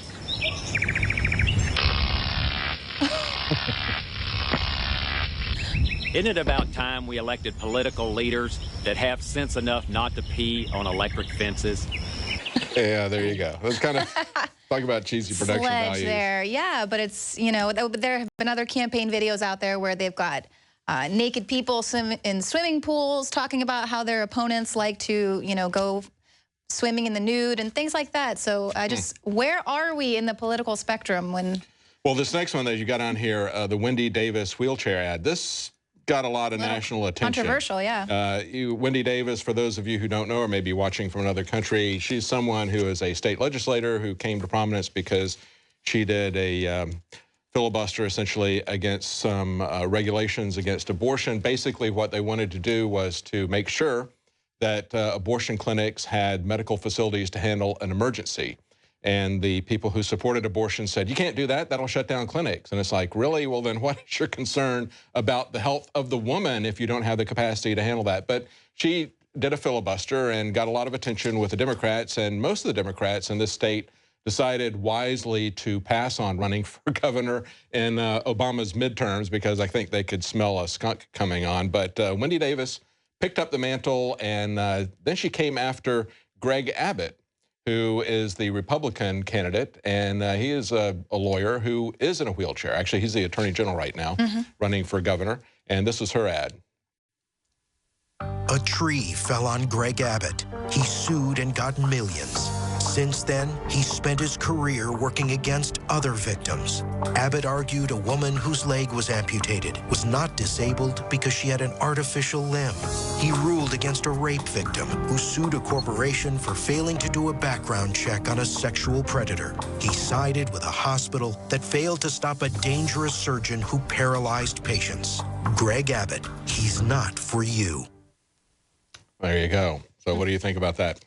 Well, on the one hand, I can see why she was trying to point out the irony, and he himself had suffered something that caused him to be in a wheelchair, and then she points out these 3 instances where, he voted against people getting disability and things like that. But I mean, if we're going to start suing corporations for not doing background checks, then everyone here could sue the TSA because they've caught 0 terrorists. Meanwhile, they are not doing background checks, and they're employing sexual predators and people that are stealing things out of your luggage when they're supposed to be, protecting you. So we could, I mean, that'll sort of spiral into a precedent. But I think a key thing in this, this is a very sophisticated, expensive ad, had a Madison Avenue type people behind it. When you have the large candidates like this or the large budgets, there's a lot behind the symbolism. And so I think that she took a major hit on this because it was perceived that they were working at a psychological level to criticize him as somehow being weak or whatever. Right. I mean, there's a lot of, on the sophisticated stuff. We just showed that the one with the peeing on the fence and the monkey on the back. I mean, those are laughable in terms of their production value. They're not very sophisticated. But when you look up market, when you look at the presidential campaigns, when you look at the campaigns for governor where they have a lot of money, there is a lot of psychological manipulation in there, and everything that they put in there is very carefully scrutinized and focus tested, so they have a very clear subliminal message there as well as the overt message. Right. I don't really see how her campaign could have missed that, but obviously suffered a lot of backlash. So then people said, so what is your point here about people in wheelchair? I mean, you know, that was like backfiring. Can't be the governor. And okay, so now let's go back to another cheesy one here, Sharknado. Well, we know Sharknado was, you know, a huge thing. It even got a sequel because it was just so campy and wonderful. I don't know. But this one has to deal with a lone Sharknado, and this is some impressive camera work there. Production value.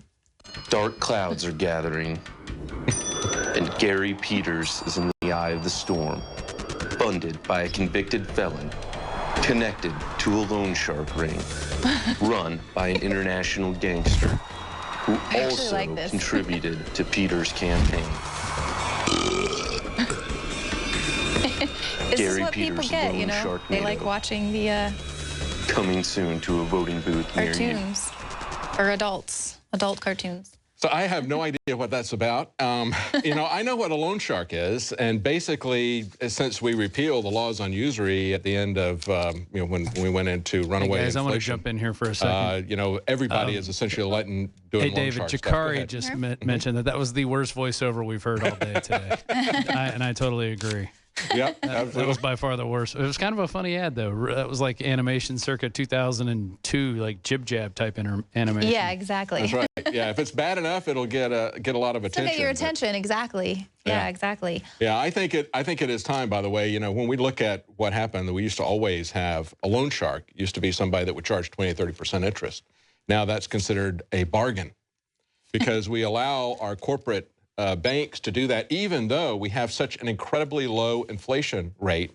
Okay, to allow these credit card companies and everything to charge 20 or 30% interest. I mean, where are our elected representatives? I wish they really would go after some of these loan sharks, because that is the worst kind of profiteering, when they can get money for nothing from the Federal Reserve and loan it out 20, 30, 40%. It's outrageous that they would be allowed to do that to people. We always had a cap before of 10% that was removed when inflation got out of control under Jimmy Carter, and it's time they put something like that back in, because it's absolutely obscene. They get away with it because there's collusion, because there's a smaller, ever smaller number of banks in business, and so basically if they're all charging it, you have nowhere else to go. Right. So many predators there in positions of power to be checked. Now, let's back it up a little bit. We'll pull up a couple of articles, but you mentioned just the sophistication with some of these ads and really kind of getting to the psyche of the people. Well, obviously, the Democratic vote, they typically will have the African American, the black pocket voters, that they're just going to vote Democrat. So you see, people are kind of turning against that now, and they're speaking up and saying, you know what, we've been voting for these bad policies. They're destroying our community, and maybe we've been led down the wrong path. Our black leadership is failing us, and so rather than, and sorry to make this a left-right thing, but rather than the Democrats point out, well, we hear you, we see what's happening in your communities, we see that this over-militarization of the police, we see that there are black men dying in record numbers, and which they don't care. They have nobody's spoken out about that, right? Yeah, exactly. But what they do go for is the tried and true race baiting, and that's what they think. And so there was an ad. Let's see, I have that on a SoundCloud there for you guys. I don't know if we can play that, but it's basically they pull in the Trayvon Martin case, and they know that that's going to pull on the emotions of black voters out there, and anyone that was really riled up about the Trayvon Martin shooting, and just kind of pointing that out. But they go to those, they talk about Ferguson and things like that, where it's really going to say, these people aren't like you, so you don't vote for them. We notice how they talk about Ferguson. They'll focus on the racial part of it, but they won't talk about police brutality or anything else. And of course, I'm not saying that I don't know how that, how that's going to ultimately shake out. It looks like they're not going to indict the guy. And the very fact that they waited so long to introduce evidence that might have cleared him, I think that is very suspicious, that they wanted to see something like this. I think Mary Landrieu is the perfect example of it, because it's not just the black vote, but it's also the woman's vote, which has reliably gone for Democrats. And so when Mary Landrieu looks like she's going to lose re-election to the Senate in Louisiana, she says it's because Louisiana is racist. And sexist. And sexist, yes. Because they don't like Obama because they're racist, and they don't like Mary Landrieu because they're sexist. Even though she has been elected 3 times and Obama has been elected twice, it's about their policies. Right. It's really about their policies, but they can't accept responsibility for their policies. Their policies can't be wrong. It has to be about them personally. Same thing that we're seeing with Mitch McConnell. They try to make it about the person. You like this person or you don't like this. It's all identity politics. Or Charlie Rangel is famous for that. He says, some Republicans believe that slavery isn't over. They still think they're in the Civil War. They don't realize, it's, and so that, he goes and does this. Except Charlie Rangel is in the party that the Grand Dragon or whatever Byrd was in. He was, Senator Byrd was a Ku Klux Klan guy. Right. Well, he had no problem with him when he was a Democrat. Right. Well, we've got another political ad. It's not necessarily for a certain candidate, but it does kind of really draw attention to this fact that people aren't, really focusing on the fact that there is an over-militarization of the police. And this campaign ad is basically saying, vote or buy a vest, meaning young black men are going to need to just go ahead and buy a vest if they don't vote properly. Wow. Of course, they're going to ban those as well. Yeah.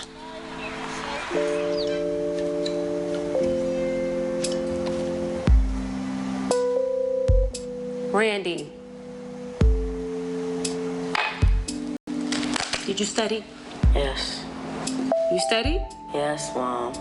You know, baby, I'm gonna need you to wear that vest today. Mom, are you serious? I'm not gonna wear that vest. I need to know when I'm at work that you're going to be safe. Do it for me.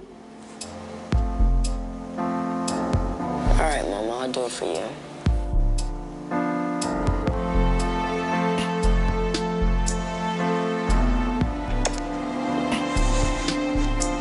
So she's putting a vest on him. Right, and people want to, you know, they want to make this racial thing about Ferguson, but this is what people have to consider. I mean, Yeah, that's the thing, is that, you know, when I was at the Bundy Ranch, we were talking about Ferguson earlier, and I got to say, the people there did it right. They stood up, they passively resisted, they understood who it was that was pointing guns all week at everybody. Of course, the press spent it around and said that it was, they had a picture of one guy on the bridge that was pointing a gun. They didn't show the BLM pointing the guns. They didn't talk about the BLM pointing guns all week at everybody. They didn't talk about the BLM taking people down. But the people there at the Bundy Ranch and their neighbors had just had enough of that kind of intimidation. They quietly got together and just went up there and said, you're going to give us back our property, and we want our rights back as well. They understood what it was about. That was a very, very powerful moment. I've had a police officer contact me and talk about a document he had seen that, you know, the Homeland Security was very concerned about that. They thought that was a seminal moment, and I think it was a seminal moment. I mean, it caused them to expose, you know, one of their chief assets with, you know, Glenn Beck coming out and making some outrageous claims about that. So it's very important for us to understand what the solutions are to these things, not get sidetracked into the racial issues, but understand that this is about an abuse of power. And that's something that we can all support. You don't have to be black or white, but they want to keep people focused and pitted against each other, because if they break us into different groups, different racial groups, different language groups, different sex groups, then they can pit man against woman and black against white and Spanish against English and everything. They don't want it to be about an abuse of power. They don't want it to be about individual liberty. Let's take a break, and after the break, we're going to come back. We're going to talk about Democrats that are running from Obama, and we're going to be right back after the. Oh, let's go. Oh, wait, before we go to break, Dew is telling me that Biggs has got some stuff on the Twitter wall. Biggs? Hey, Joe Biggs here. Also, I want you guys to check out the new Mullen Labe shirt right here. This is a new shirt we got in at the InfoWars store. So definitely go there and pick one of those up. I like mine. It's pretty awesome. But I want to get to one of these, a couple tweets. Now, some of them are pretty interesting. Let me see. Here we go. Are there any candidates stating that they would be willing to impeach Obama? I haven't heard any say that. That is from @Lance True Patriot. See, I've heard just the opposite from Boehner. You know, he famously said that he's not going to do anything to impeach Obama. And that's one of the things that we're going to be talking about in depth tomorrow as part of our election coverage, bringing you not only the results, but we're going to talk about what it's going to look like after the election. Of course, we're all concerned about what Obama is going to do as a lame duck president with his pen and his cell phone. There's no telling what he's going to do. And we're also concerned about what they're covering up as far as Ebola is concerned, what he's going to do in terms of blanket amnesty. And of course, with all of this, I don't see the Republican leadership, certainly not in the Senate either. If Mitch McConnell gets in there, I don't see McConnell or Boehner doing anything about that. I think the leadership will shut that down if there's a few people that do want to have impeachment. What do you think? Well, I think some people are saying that with even the Bo Bergdahl swap, that was just by not letting Congress know, giving that 30-day notice with that is an impeachable offense. I mean, there's so many things that keep piling up. But Dan Bongino actually spoke with Alex Jones about that, and he said that we just haven't been able to really get full public support for something like that. And you would have to build a whole case for indictment, and that's just not going to happen without that support that you need to do that. Well, see, the problem is that I have a real problem with people not trying. You know, I think the biggest failure is the failure to try. And I think we would have a lot more confidence, and we would see who the real men are if they would stand up and do the right thing, regardless of the consequences. Right. That's the issue. Are you going to do the right thing? And the answer is a resounding no from the GOP. I don't think that we're going to see any movement on that. You got anything else, Joe? Do any of you guys vote, and if so, why? Go ahead. You want to take it? Well, of course I vote. I think that voting, I mean, even the last election, last 2 elections actually, if I had to write in Ron Paul's name and everyone says, well, your vote is going to be wasted. Why would you do that? You're here in Texas. You've got to vote for this guy or that guy. But I refuse to vote for the lesser of 2 evils. That's, I mean, that's not even, doesn't even sound right on your conscience. Why would you go that route? And just like you said, the failure to try, I don't want to buy into that meme, really, that your vote doesn't count and that if you vote for someone who's not a favored party, that your vote is wasted. Because more people need to speak up about that and to really say, well, why wasn't Ron Paul, for instance, brought into the debates? He was running second in so many different polls, but they completely hid him from that. And people just kind of sat back and said, oh, it's all rigged. Yeah. And that's what they want us to believe. You got to think a lot of those guys, you know, Ron Paul could have made it if they actually let the votes count of the soldiers that are deployed. Now, these guys get these absentee ballots, but they don't even make it out of Afghanistan to be counted. They said the only time that they may possibly bring in these absentee ballots, these soldiers fill out, I mean, on top of that, they're out there fighting for their country. The only way their vote can count is if it's a very, very close race. Then they'll allow someone to fly those votes over and possibly be counted. Yeah, that's something else that needs to be looked into as well. Well, as I said earlier, I'm skeptical about elections, but I'm not a cynic about elections. I feel like, even if it's just out of desperation, I think we ought to do everything possible that we can. But I think that there's a lot of value in people seeing the corruption of the system. And I think a lot of people saw that with Ron Paul. I mentioned that earlier. You know, it was a real quixotic thing. He didn't have a chance of winning the first 2 times he ran, once as a Libertarian, once as a Republican. The second time, I think it was stolen from him, and I think people saw that. It's important for people to understand what's going on. So from one aspect, you could say elections can be about educating people about issues. We try to do that all the time here at InfoWars Nightly News and with Alex Jones's radio show, try to educate people about the issues and what's behind it. But I think that's an important thing for them to see the corruption in the electoral system. And I think it needs to be addressed directly. It's not happening. We're going to be talking tomorrow to Bev Harris, who's with Black Box Voting. There's other projects out there like True the Vote that watches the election polls. There's a lot of ways that people can get involved, but I think at the local level, a lot of people are so focused on the upper parts of the ballot ticket that they don't look downstream, look at their neighbor who they may know that this person is an honest person. We've got a couple of people running here in Austin that I trust and I've talked to personally. You have to not be a total cynic. You have to get involved. You have to do the right thing, just like we were talking about before. What do you think of these Republicans who see all the illegal actions of Obama and then just say, yeah, but, you know, I couldn't really win if I went up against him, so I'm just not going to do anything? I mean, are we going to be like those Republicans? Are we going to be that cynical, that focused on saying, well, I can't win, so I'm not going to try anything? Sometimes you don't know what you can do until you try. I think you ought to always give it the best try that you can. Absolutely. Anything else, Joe? One more? One more. This is from at Grown Folks TV1. Do you really think Dems will lose the Senate? Well, Washington Post gives that about a 97% chance. I think the New York Times gave it like 90%.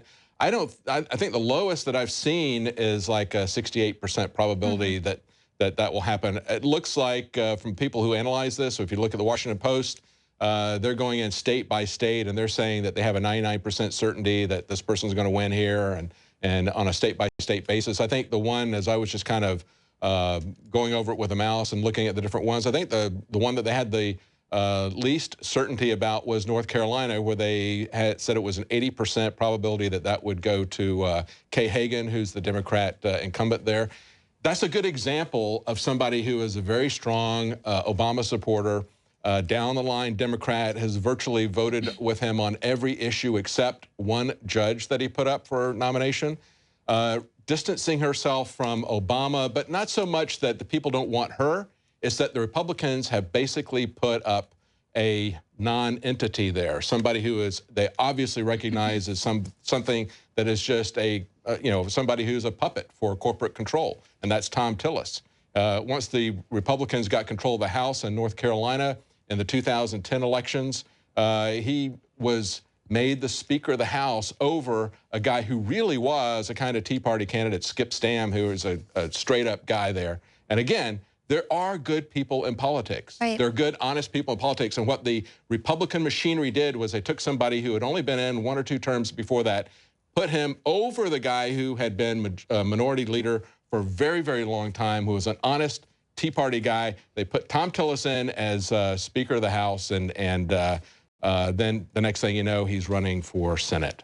Right, and they got the Tea Party candidate out in the primaries. And it's such an important election year because there are only 6 seats that could make a difference in who will control the Senate. And the Dems know they're down, and that's why you kind of see there's not a lot of talk on, you know, ABC, NBC, not a lot of talk about. Well, the GOP is going to get their midterms. majority in spite of this race, but I tell you what, if they hadn't scuttled the candidacy of the Tea Party candidate there in North Carolina, he would be way up over Kay Hagan, and we'd have a real representative. But they don't want that. I think they'd rather have somebody who's going to follow the same line. They've got Tweedledee and Tweedledum are the choices there on the ballot for Senate in North Carolina. Right. We're going to be right back. We're going to take a short break. Join us again when we come back. We're going to be talking about Democrats who are running as hard as they can from Obama. Stay with us. You are watching the InfoWars Nightly News, which airs 7 p.m. Central at InfoWarsNews.com. Members can share their passcodes with up to 11 other people, and your support is helping us defend liberty worldwide.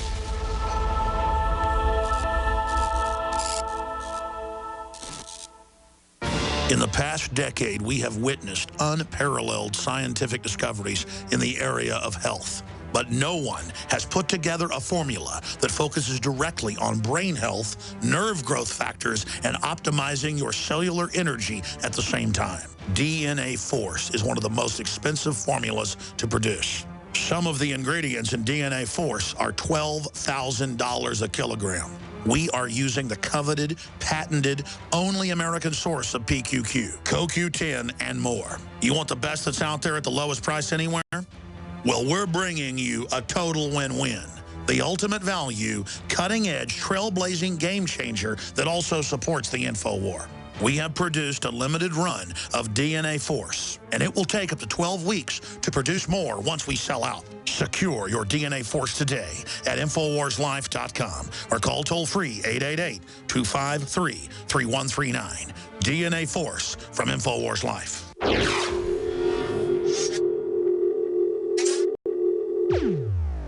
The globalists have controlled the mainstream media for a long time, but now they're expanding and making the weaponization even more vicious and deceptive. All the major networks are state-run. We are partnering this year with the NFL. The NFL has become a political weapon against the Second Amendment and pushes Obamacare. MSNBC tells us that our children belong to the state. We have to break through our kind of private idea that kids belong to their parents or kids belong to their families and recognize that kids belong to whole communities. The brainwashing media machine has been turned up on high, and it's time for humanity to double down on the true people's media and strike back against the tyrants that are destroying our civilization with their lies and fraud. We are the resistance. You are the resistance. You are the InfoWar. It is more important than ever to realize that we are not the alternative media. We are the true media. The establishment dinosaur press is dying. We are in an information war, and we are losing that war. Join us at InfoWarsNews.com and PrisonPlanet.tv. Members can share their memberships with up to 11 people. By subscribing, you will literally be buying war bonds in the InfoWar to expand our operation in the face of the tyrants. Join us at PrisonPlanet.tv.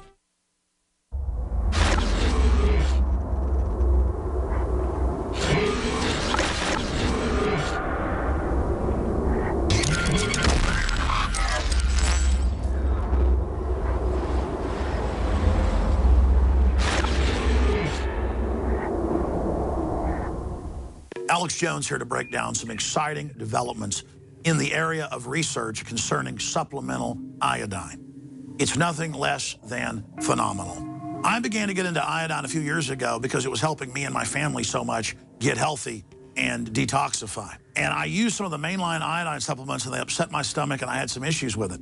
Until I discovered a product being developed by Dr. Group, who I was already interviewing as an expert on my radio show, and I began taking the product before he actually rolled it out.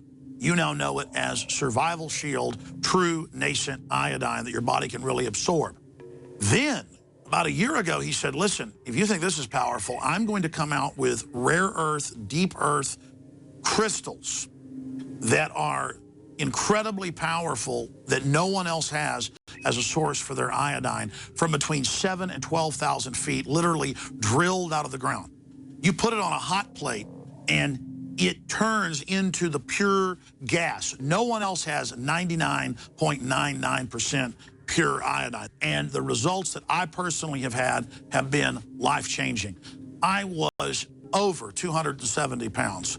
And with the iodine, exercise, and better diet, I have lost now more than 50 pounds total, and I'm continuing to lose the weight. I have more energy, my libido, all this crap came out of my skin. I believe our research is conclusive. This is the best iodine out there, and I know this for a fact.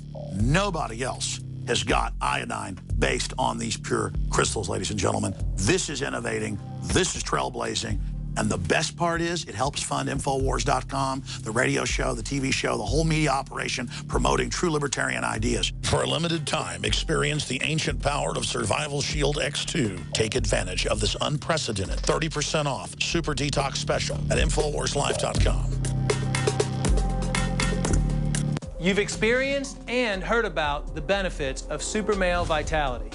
Now, the new formula has arrived. Introducing the new Super Female Vitality. I have specifically designed this formula to help the body naturally regulate itself without the use of artificial hormones. Key ingredients chosen from the highest quality sources. Secure your Super Female Vitality today from our limited stock at InfoWarsLife.com.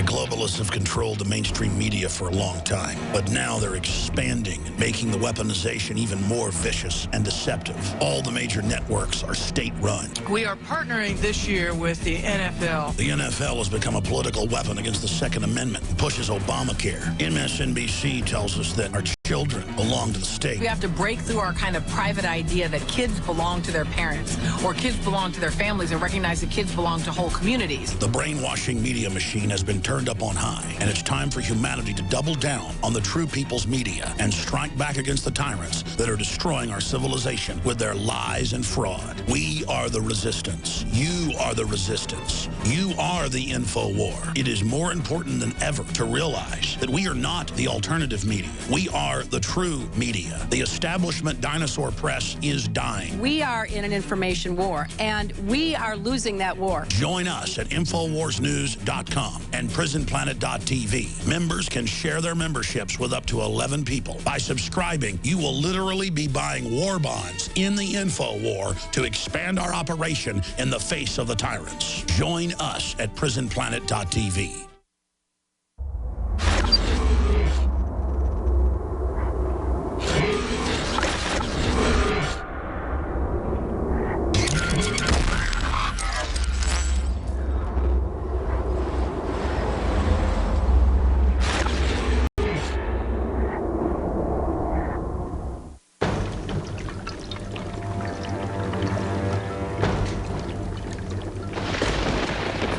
My friends, we have done it.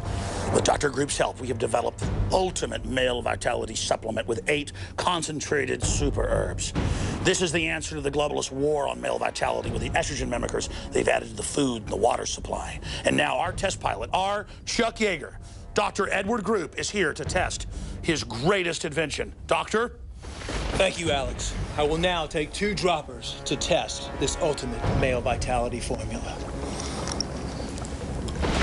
Ladies and gentlemen, this is a momentous moment.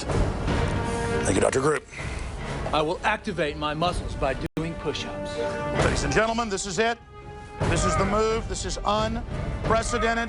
Ladies and gentlemen, we're going to see what happens right now. Oh, my God! What the hell? Wait. Get out of here. Shut this down. This is not safe. This is not... Hold on. Settle down. Get it another doctor. Something's wrong. Something's wrong with him. Help him. Ladies and gentlemen, we did not intend for that to happen. I take it personally. Do not have those problems. Again, these are authorized herbs, well known to be safe. Please, doctor, wait a minute. Ladies and gentlemen, we're just going to cut to commercial for just a moment. Cut. Get everybody out of here. Super male vitality. It's awesome. Just not this awesome. Oh my God! What the hell? Ladies and gentlemen, the dramatization you've just seen is just that. It is satire to illustrate in a satirical way the incredible power of super male vitality. It will not turn you into Conan the Barbarian, but it will help block some of the estrogen mimickers and reportedly let your glands produce the natural hormones your body needs. It also does have some other side effects in the human testing that we discovered, ladies and gentlemen. I'm about to illustrate right now what that is. Let's see if I can do it again. It takes some focus. Up, and away!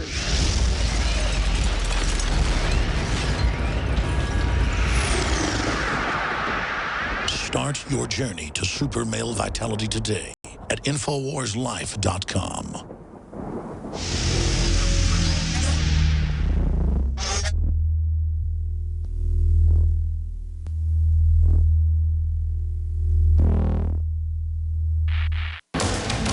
You are watching the InfoWars Nightly News, which airs 7 p.m. Central at InfoWarsNews.com. Members can share their passcodes with up to 11 other people, and your support is helping us defend liberty worldwide.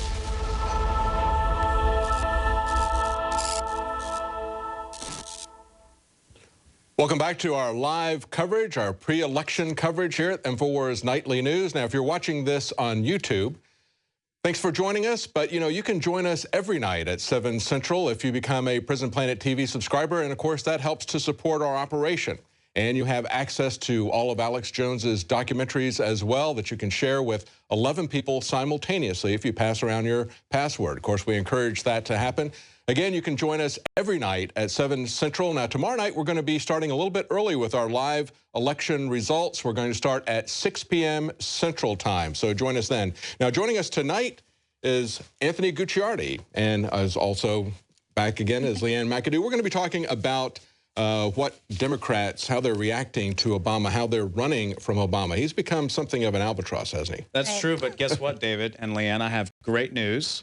The New York Post today, the headline story, we don't have to worry about election fraud. We don't have to worry about Kellogg's being loaded with GMOs, which just came out in a consumer study. We don't have to worry about anything. In fact, everything is fine because according to the New York Post, amid all this election fury, the top story is titled, this is real, actually I have the screenshot right here, "The Fruitful Sex Lives of the Original Siamese Twins." The top breaking headline story. This is no joke. This is no joke. I was concerned. I was worried. Nothing about Bat Boy? I mean... above Ebola, Bob Hope, Virgin Galactic, everything. The fruitful sex lives of the original Siamese twins. So let me just say something. It's time to stop taking the mainstream media seriously. It's time to stop going to these worthless websites because you're not going to get news or information. The last 15 seconds of this broadcast, which was live, when you guys were talking about those ridiculous videos and everything, was more informational loaded than 50 articles on the New York Post today, all about the Siamese sex lives and golfers and how much money they make and their stupid girlfriends and everything, just worthless garbage. And it reminds me of the elections. Because it's all a political facade. But deep down, you were saying earlier, people ask, well, why do you write someone's name in on the ballot? Why do you write Ron Paul in? Or why do you even support Ron Paul in the first place? Because he'll never win. Well, first and foremost, he probably would win if the media actually treated him with some respect. And secondly, he probably would win if the voting machines weren't 100% rigged. But the most important thing is anyone should run because it actually spreads a message, because it gets media coverage. Why do we do publicity stunts? Why do we do anything? To get the word out. It's not about even winning at the end of the day. It's important to vote for a real candidate because of their message. It gets out in the media. It gives them publicity. It gives them reality. It gives them things that aren't the fruitful sex lives of the original Siamese twins. It gives them real articles and real news and real information. And I want to hear your take on it. And I want to talk about a story in a little bit here. I was privy to someone I know, a contact of mine, was running, and he doesn't like it, but he's one of those people, I'm just doing my job, basically a Democratic PR front where they go around and pass out pamphlets and stuff for the Democratic Party up in New York and New Jersey. And they take the response of these individuals, they poll them and say, hey, who are you going to vote for today? Who are you going to vote for tomorrow? And they take down the results and bring it back to the polling agencies. And they get paid $10, $15 an hour. It's, you know, they get to work sometimes 12 hours a day.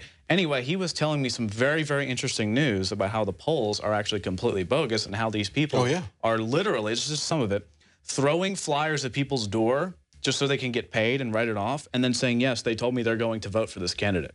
So, but it goes beyond somebody just trying to collect a paycheck. I mean, they do push polls to say, you know, by the way, did you know that so-and-so, you know, beat his wife? And say, yeah, they'll do that type of thing. But then they'll also deliberately skew the polls, famously keeping people off of the polls and then saying, well, because you didn't poll high on our poll, you can't get into the debates. That's what they did to Gary Johnson last time. A two-term Republican governor not allowed to participate in the Republican debates, even though he was elected by a larger margin and a larger margin in the re-election campaign in a heavily Democratic state.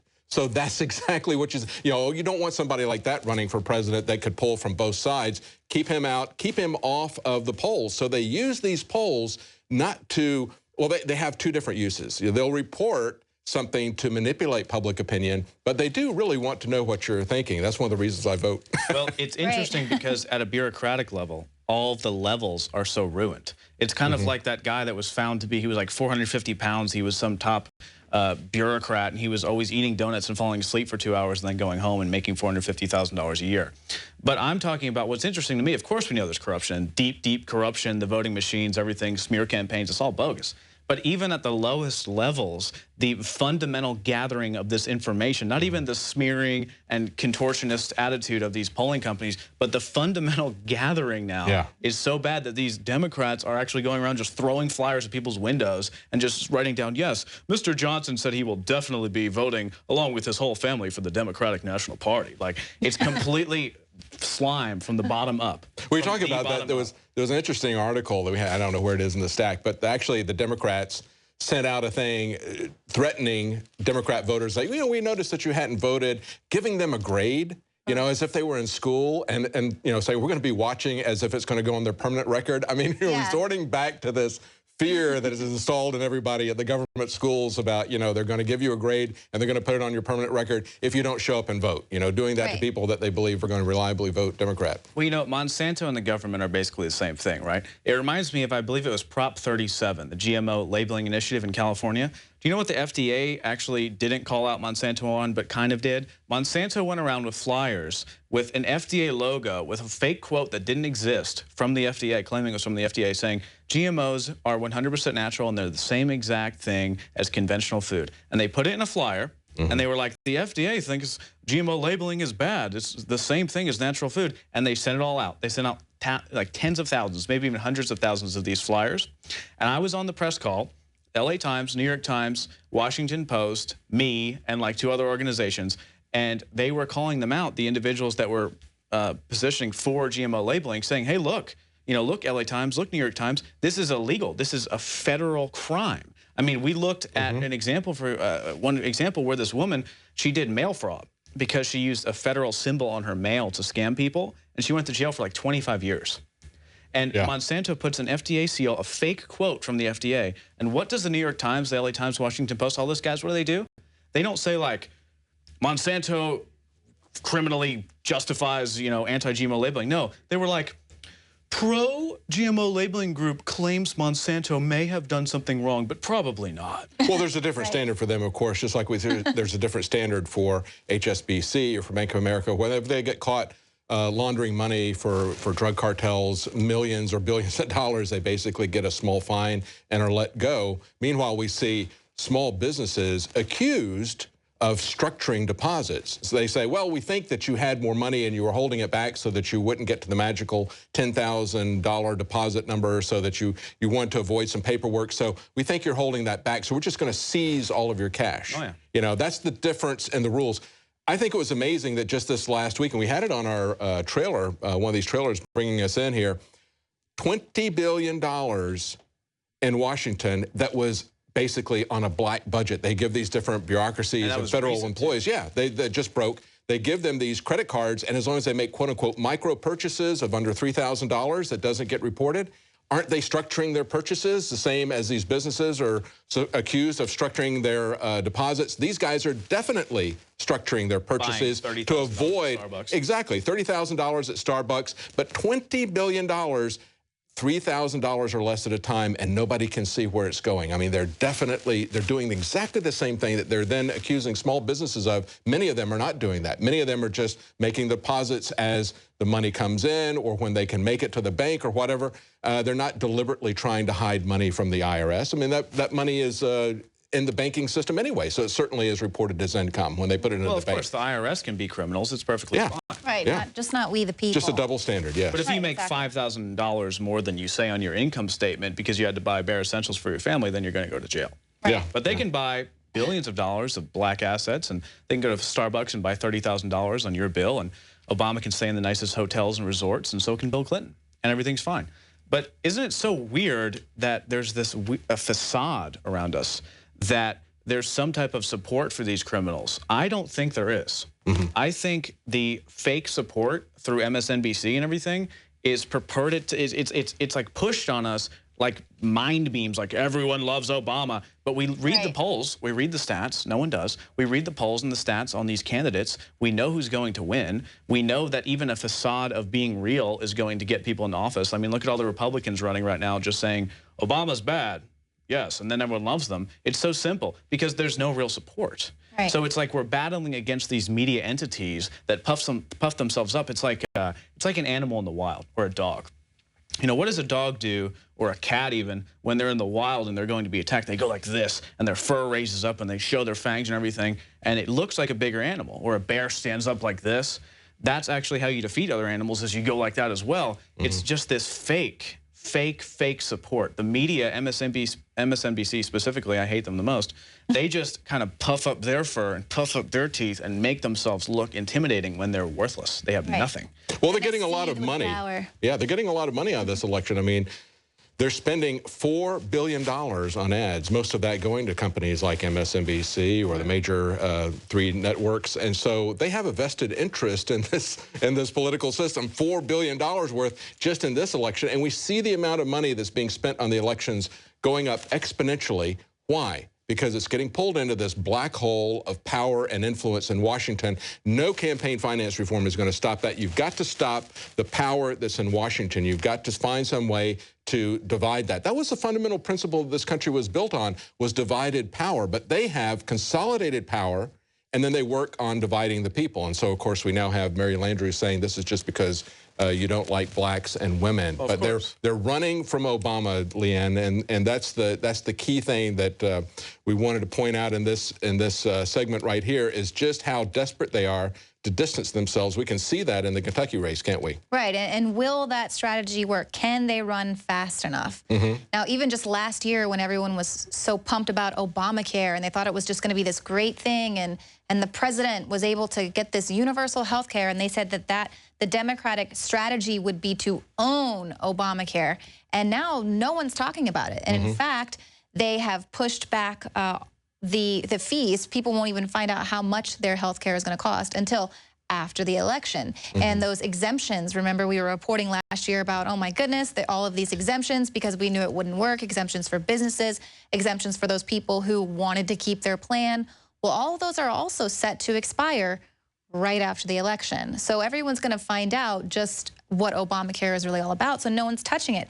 Just like they're really silent on immigration ever since everyone was pointing out how wide open the borders are and how all of these, because of the fact that sweeping amnesty is about to be passed, there is just this influx of illegal immigrant children coming in, and where are we putting them? And then there's these diseases, and why do we have homeless veterans, and the veterans can't get into the VA, but yet we're getting these 5-star hotels for people who aren't even citizens of this country, and paying double to foster these kids than what we pay to foster American children. So just all sorts of bad news for this immigration, and now no one's talking about it, and they're probably just going to let Obama, because he is so unpopular, he'll just get his pen and his phone and pass this sweeping immigration reform after the election. And then once again, if that doesn't work out, they can blame it on Obama. Well, you know, it's become a given that they're going, the political party that's in power is going to lose support in midterm elections. Why is that? It's because they're betraying their base. I mean, look at how Obama has betrayed his base. If Obamacare is good for his base even, wouldn't he let these numbers come out before the election? Wouldn't he want people to see what their premiums are going to be if they were in fact going to go down? Wouldn't he want, and he and his Hollywood supporters, wouldn't they want to have a film about how Obama had brought the out-of-control intelligence agencies and spying? Wouldn't they like to see how he stopped that? Oh, he didn't. That's right. That's right. He didn't do that, did he? So they got to hide that until after the election. Right. They don't want it to hurt the Dems. Well, here's some real simple proof that Obamacare will not work, outside of the other 50,000 proofs that already exist. Look at the handling of the Ebola situation by the government. Look at the lack of basic protective gear in the hospitals given to the nurses. Look at the lack of basic understanding by the CDC on how to control it. Look at the lack of understanding and actual prosecution of anything. Look at the way they mishandled it to the point now where they're saying there's going to be at least a few cases in every single major city. Gee, that's the same system that Obamacare is built upon. Worship the government will protect you. Well, guess what? The government did not protect you. The government is not going to protect you. And we had a story this week about scientists saying 130 cases by the end of the year. We see the government ordering massive quantities of hazmat suits. So this is something, exactly, secretly. They're not making any. Meanwhile, you know, they're telling everyone it's under control, not going to happen, not going to come to the U.S. I mean, the day that he made that announcement at the CDC in Atlanta, that was when the story broke that this Lakeland Industries or whatever the company was, had sold 160,000 hazmat suits to the U.S. government. That was when Paul Watson broke that story. Yeah. So, you know, at the same time you say it's not coming to the U.S., they're buying massive amounts. Yeah. Tens of thousands just to Dallas. Right. Yeah. So if you think Obamacare is going to save you, look at what the government has saved you from with Ebola. They've helped you to such a large degree that they're just shipping people here now from Africa with Ebola, saying everything's fine. The major scientists say, oh, it's great, it's amazing, ship them all here. Obamacare is going to be a failure, proven 100% by the response to Ebola and a million other things. Absolutely, because it's about open borders. That's the most important thing. Let's go to Jakari. This, of course, is a live broadcast, and we're taking your questions and comments on Twitter. And right now, we've got Jakari Jackson at the Twitter station looking at your tweets. Jakari, what have you got? Like we're having some. Oh, I think we don't have him on audio. Hang on a second. Do you have me on? Oh, okay. There there we go. We got you. Right. Go ahead. Go ahead. A little bit of technical difficulty. We have this live broadcast that we definitely appreciate everybody joining us.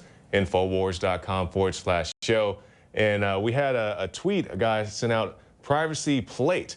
He had the comment, super live show tonight. If I had any money, I'd get your shirt, referencing Joe Biggs' shirt. So privacy plate, send us an email at Infowars. Tips at Infowars, at the writers, or Joe Biggs at the Infowars address, and we'll try to get you a T-shirt, put your size and all that stuff in there. Meanwhile, you can also go to the Infowars shop and pick up some of our great gear there. We have one of our newer shirts, the Resist Tyranny shirt, and also the Molon Labe hats and all the things available there. And I have a question, I guess, for Anthony. Jonathan Jonas asked the question, what's a good cure for the Ebola virus? And I know that's not so much a cure-all for the Ebola virus, but Anthony, I think you did put out that article a few weeks ago talking about natural remedies to combat the Ebola virus. Yeah, absolutely. I wouldn't go ahead and say there's going to be a quote-unquote cure for the Ebola virus, because research does exist, and there is information out there, but the problem is they take these natural compounds, they look at them like the 2010 Harvard research, which details mannose-binding lectins. And so that's something that you genealogically produce with a bolstered immune system. Mannose-binding lectins, which are these compounds that basically disable the Ebola virus when it comes to studies in rats. So the rats were given, that was actually mice. Mice were given expanded mannose-binding lectins through a bolstered immune system, and they were able to disable the replication of the Ebola virus. Now, how do you do that? You have a bolstered immune system, which comes down to the function of vitamins and minerals, nutrients, and everything like that. I do think there's a lot of research on something called genistein, which is from soy. I do think there is a lot of research out there that shows some interesting things about the use of colloidal silver, and I do think there's some interesting research out there for a number of other things, such as things that are found in algae, which have been shown in Harvard research, Princeton research, to induce mannose-binding lectins. But the problem is, the reason it kills a certain percentage of people, 70% in some of the African countries where it was experienced. Those people have disabled immune systems. So their genes have been shut off through environmental factors to not be able to produce the lectins that are necessary to attack the actual virus and stop its replication. So it's internal change that's going to stop it. It's feeding yourself the natural nutrients that you need. It's not going to get a super drug, which can actually help you. The problem is if you build your own defenses, those people that aren't dying from it or aren't even really getting it, it's their immune system shutting it down right away. And here's the key thing. We shouldn't just be worrying, how do I treat Ebola? We shouldn't just be worrying, how do I treat bird flu? We should just be worrying, how do we treat ourselves to protect against all strains of everything? Exactly. Because if your immune system is there, if you have those mannose-binding lectins, you can inactivate pretty much all the viruses it comes in contact with. So that is key, to activate your own defenses at all times. And we just had an article on Infowars.com last week or so, that scientist who is basically questioning whether or not people who had not become symptomatic could still transmit Ebola. He pointed out that in a study, 13% of the people who had been exposed to it basically shut it down with their immune system and never became symptomatic. So his questions were those people, did they still have enough of this virus that they could pass it on like a typhoid Mary, even though they were not symptomatic? And we've seen the same sort of thing with experiments with mice, saying that when they modified their genetics to make them come down with the human Ebola virus, that about 20% of them did not come down with it because of their immune system. Yes. We also had situations where they had the epidemics get out of control with the monkeys and the laboratories.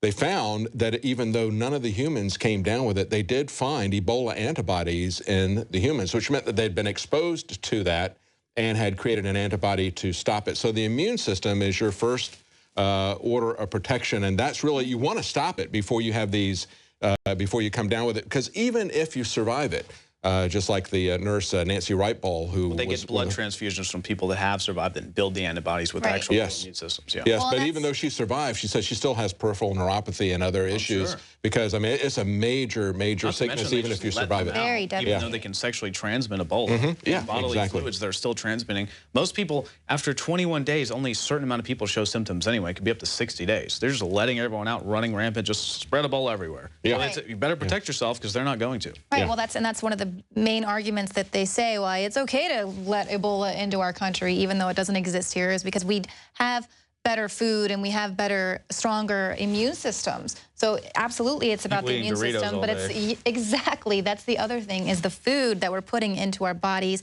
and how are these GMOs and things like that altering our DNA, altering our cellular structure to make it so that our immune system is going to be able to fight off whatever new, might not be Ebola, it might be the other airborne disease that Obama is saying could possibly come, you know, to our country. I think that's part of what has hurt Obama in this election. We're talking about Democrats running from him. I think that, you know, they've always relied on women as a major part of the base of the Democrat Party. I think they're very much concerned about the open borders, the outbreak of Ebola, the way that it was not handled. I think women are going to look at that and they're going to say, wait a minute, that's my family that you're putting at risk. They're going to look at the fact that with open borders, criminals can easily come into our country without any kind of vetting going on and saying, that's my family you're putting at risk. I think that's a large part of what's taking them down. Before we go on with this, so Jakari, have you got anything else there that you wanted to Yeah, I wanted to point out, this, I guess it's for our graphics team, our great production staff, Marcos, Josh Owens, everybody else out there in the production booth. Maybe you guys can comment on this. DC Media, he said, what a great commercial for X2, stellar job. So we see the X2 commercials, also the Super Male Vitality commercials, you guys in the production booth. Who does what on these InfoWars commercials? It's a multi-pronged process. Usually it'll be myself or Joe Jennings or Josh will shoot the commercial, and then usually either me or Josh will edit it, and then we've got a number of graphics people, our graphic design team, plus some amazing motion graphics from Darren McBreen, who spends hours and hours making motion graphics. So it is a multi-pronged process like you'd see in any production house out there. There's not just one guy doing the job. It's a big thing. Like for that X2 ad, I mean, you guys went out to the California coast. We're taking those readings, so it's you guys were out there shooting that stuff in the field, and then we had, you know, the graphics being made here. Travis, also, who's David Knight's son, shoots a lot of photography that we use, a lot of those product shots that we're using. So it's a big team effort here, and no one person could do it by themselves. But Alex does do a great job at promoting these products, and he really does believe in them. I take X2 as well, and I take the just the regular Survival Shield. By the way, I think they're great. I mix them up in smoothies and stuff like that, even for my kids. So isn't it amazing though? All the calls for the show. I was talking to Alex about this earlier. No one calls in, and it's totally fine. Like, everyone is going to be affected differently by things, but no one ever calls in and says, yeah, I kind of like X2, but blah, blah, blah. No, every single person calls in and is like, thank you so much. X2 is amazing. It's changed my life. Super Male Vitality, DNA Force, every single time. And the emails, I could read them, but unfortunately we can't. Due to FDA regulations, we can't actually read what happened to people. Yeah. But if you could read it, you would be amazed at what's actually happening. Yeah. FDA, which is head by Michael Taylor of Monsanto. Well, he's a good guy. He's a very good guy. Well, thank you, Jakari. And, of course, Rob Dew and Darren McBreen are going to come from the production side. They're going to come in here and join us in the next segment. We're going to talk about what's going on with GMO labeling. We're also going to talk about the marijuana legalization initiatives. But before we leave this segment, let's go to that commercial from Mitch McConnell's opponent. Of course, we talked about Mitch McConnell and what a piece of wood Mitch McConnell was.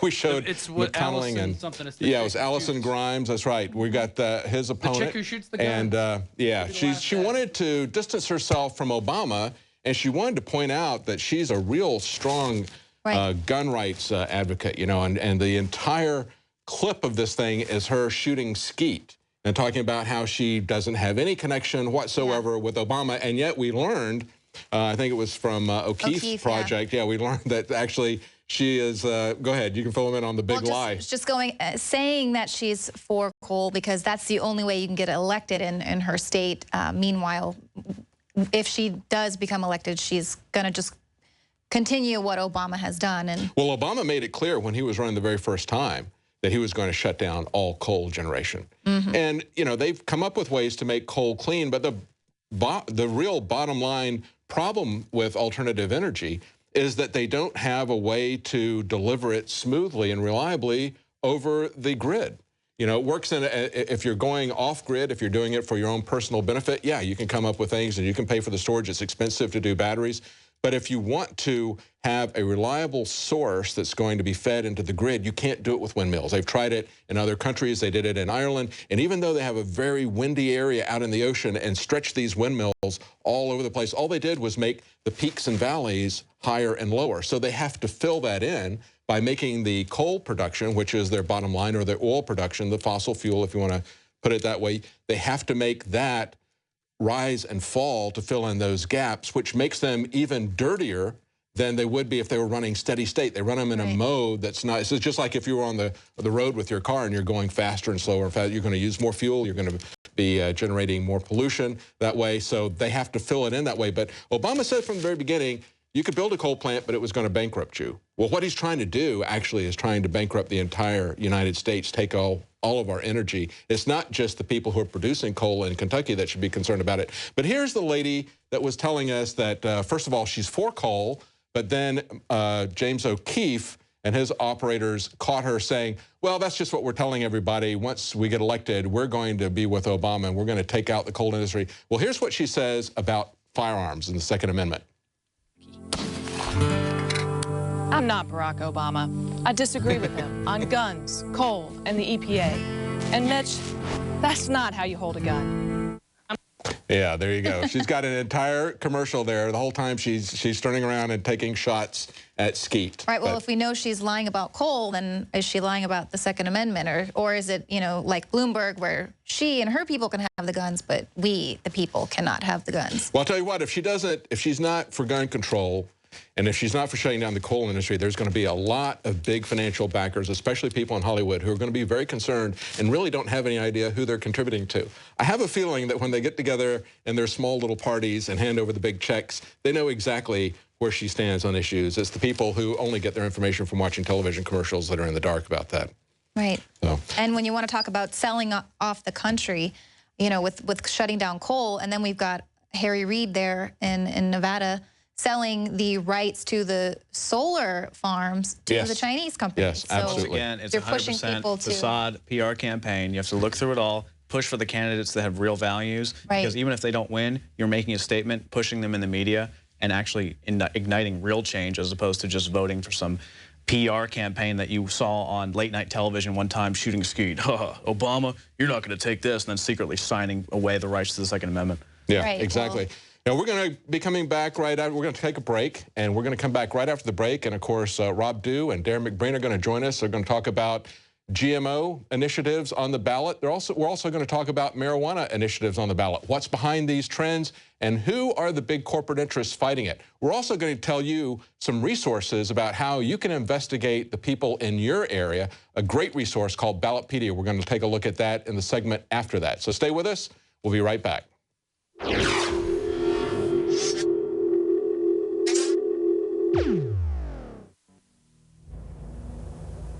Introducing the first proprietary oxygen-based intestinal cleanser, OxyPowder. Backed by real FDA-approved phase 1, 2, and 3 clinical trials. People are suffering from all kinds of digestive issues these days. All the toxins from the air, the food, the water, ultimately ends up in the gut or affects the gut. My main focus was to come up with a remedy for this, something that's safe and effective that anyone can take on a regular basis to keep their intestinal lining clean.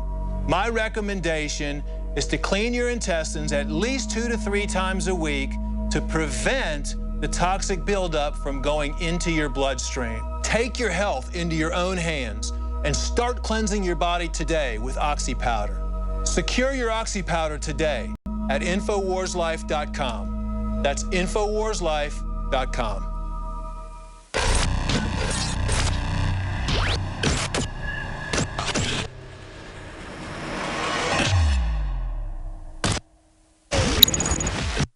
This is Alex Jones for InfoWarsLife.com. The latest in preparedness is now here. An electrically stabilized colloidal silver solution that can be added to both your home cabinet and preparedness pack alike. Concentrated to 30 parts per million in what has been dubbed the survival silver solution. The new InfoWars Life Silver Bullet Colloidal Silver is the answer for you and your family. And it's entirely free of toxic artificial additives that are loaded into many products. The InfoWars Life Silver Bullet Silver is so powerful that it is concentrated into a 2-ounce bottle and is not recommended for extended continual use. This is not a low-grade formula. We are working with one of the top laboratory manufacturers in the United States to bring you the best form of colloidal silver using electrical processes within a base of deionized water. For your preparedness storage or your home kitchen, purchase your bottle of InfoWarsLife.com Silver Bullet Colloidal Silver today and find other amazing supplements at InfoWarsLife.com.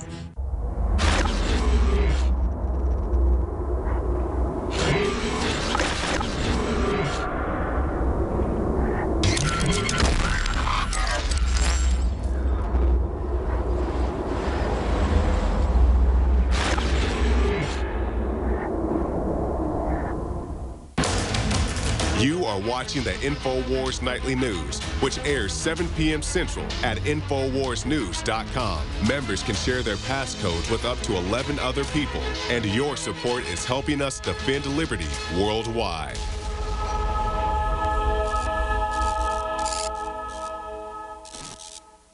I want to know what's really happening with Ebola. I want to know if there are things out there that could protect this country and protect my 3 children, just as you do. Government can't and won't protect you from Ebola. It is up to all of us to be prepared and to protect ourselves. I'm not sitting back waiting for the government to come protect me and take care of me. It's why I'm doing everything I can to boost my body's natural defenses. That's why I've got storable foods. That's why I've got my colloidal silver from InfoWarsLife.com, the silver bullet. That's why I've got nascent iodine X2 that has absolutely supercharged my personal body's defenses. I personally have gotten prepared, and I recommend everybody else get prepared as well. So visit InfoWarsLife.com today to find the most cutting-edge, hardcore supplements on the planet. Or call the InfoWars staff, and we can answer your questions or take your order over the phone at 888-253-3139. DNA Force. When cells become toxic, they die early and aging sets in. DNA Force. No one has put together a formula that focuses directly on brain health, nerve growth factors, and optimizing your cellular energy at the same time. Just one of the key compounds, BioPQQ, is backed by major clinical studies. DNA Force. We now have the synergistic solution. Secure your DNA Force today at InfoWarsLife.com or call toll-free 888-253-3139. DNA Force. You are watching the InfoWars Nightly News, which airs 7 p.m. Central at InfoWarsNews.com. Members can share their passcodes with up to 11 other people, and your support is helping us defend liberty worldwide.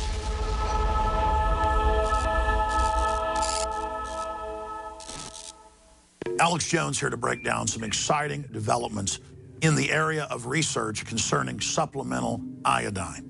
It's nothing less than phenomenal. I began to get into iodine a few years ago because it was helping me and my family so much get healthy and detoxify. And I used some of the mainline iodine supplements and they upset my stomach and I had some issues with it. Until I discovered a product being developed by Dr. Group, who I was already interviewing as an expert on my radio show, and I began taking the product before he actually rolled it out. You now know it as Survival Shield True Nascent Iodine that your body can really absorb. Then, about a year ago, he said, listen, if you think this is powerful, I'm going to come out with rare earth, deep earth crystals that are incredibly powerful that no one else has as a source for their iodine from between 7,000 and 12,000 feet, literally drilled out of the ground.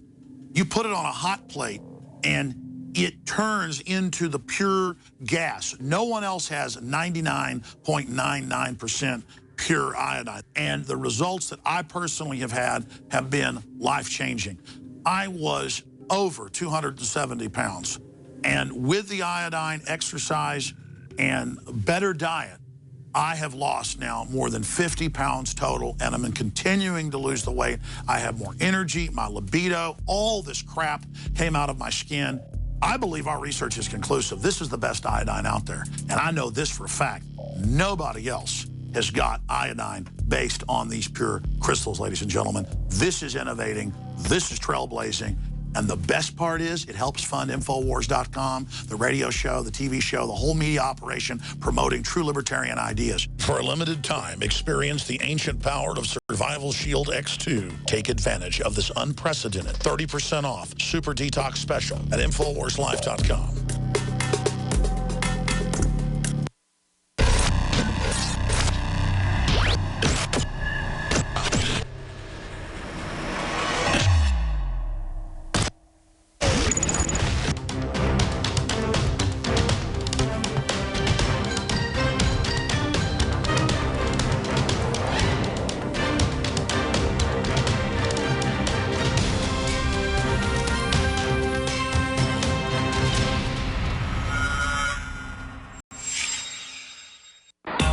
And because early voting runs through this Friday, you don't have to wait till Election Day.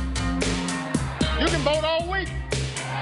The Rio Arriba County Clerk's Office reported this afternoon that a voter trying to cast an early ballot in Espanola today was told he had already voted 3 days prior. Activist on the tape goes on to suggest that discarded ballots could be collected from what she called Ghetto Aurora, saying that African Americans and Mexicans tend to throw out their ballots. And as for those programs we do need, I'll make them work better and I'll make them cost less. Thousands of federal workers are issued taxpayer-funded credit cards so long as they buy items that cost less than $3,000 or micro purchases. Our review found about $20 billion in just about the course of a year. We'll save billions by cutting waste and improving management and strengthening oversight. We asked all of these other major federal agencies based here in D.C. for their micro purchase shopping lists, and all refused. I'm pledging to cut the deficit we inherited by half by the end of my first term in office. The Independent Congressional Budget Office warning a new fiscal crisis is coming if Washington doesn't get its spending in check. Raising the debt ceiling, which has been done over 100 times, does not increase our debt. If you've got a business, that you didn't build that. Somebody else made that happen.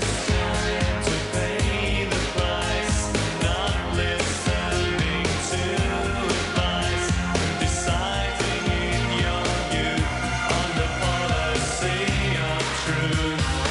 Live from the NoWorldOrder.com studios. First, Ebola is not spread through the air like the flu. Ebola is capable of entering human airway cells. Ebola is primed to be able to have respiratory transmission. Crashing through the lies and disinformation. It's Alex Jones. You are either with the Republic or against it.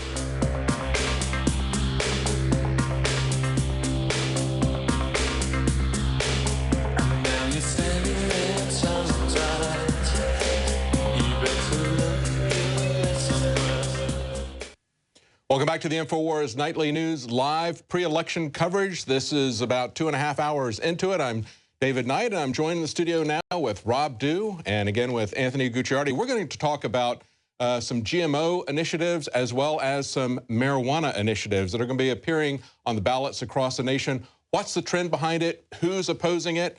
It's a very interesting story. Rob, you want to take Yeah, I'm just going to take it away and just read off a bunch of these because it's not just the 4 states that are involved in this marijuana initiatives. There are numerous cities and counties across the country, including the Washington, D.C. Yeah, District of Columbia is involved in this. So we'll start first with Alaska. This is ballot measure 2.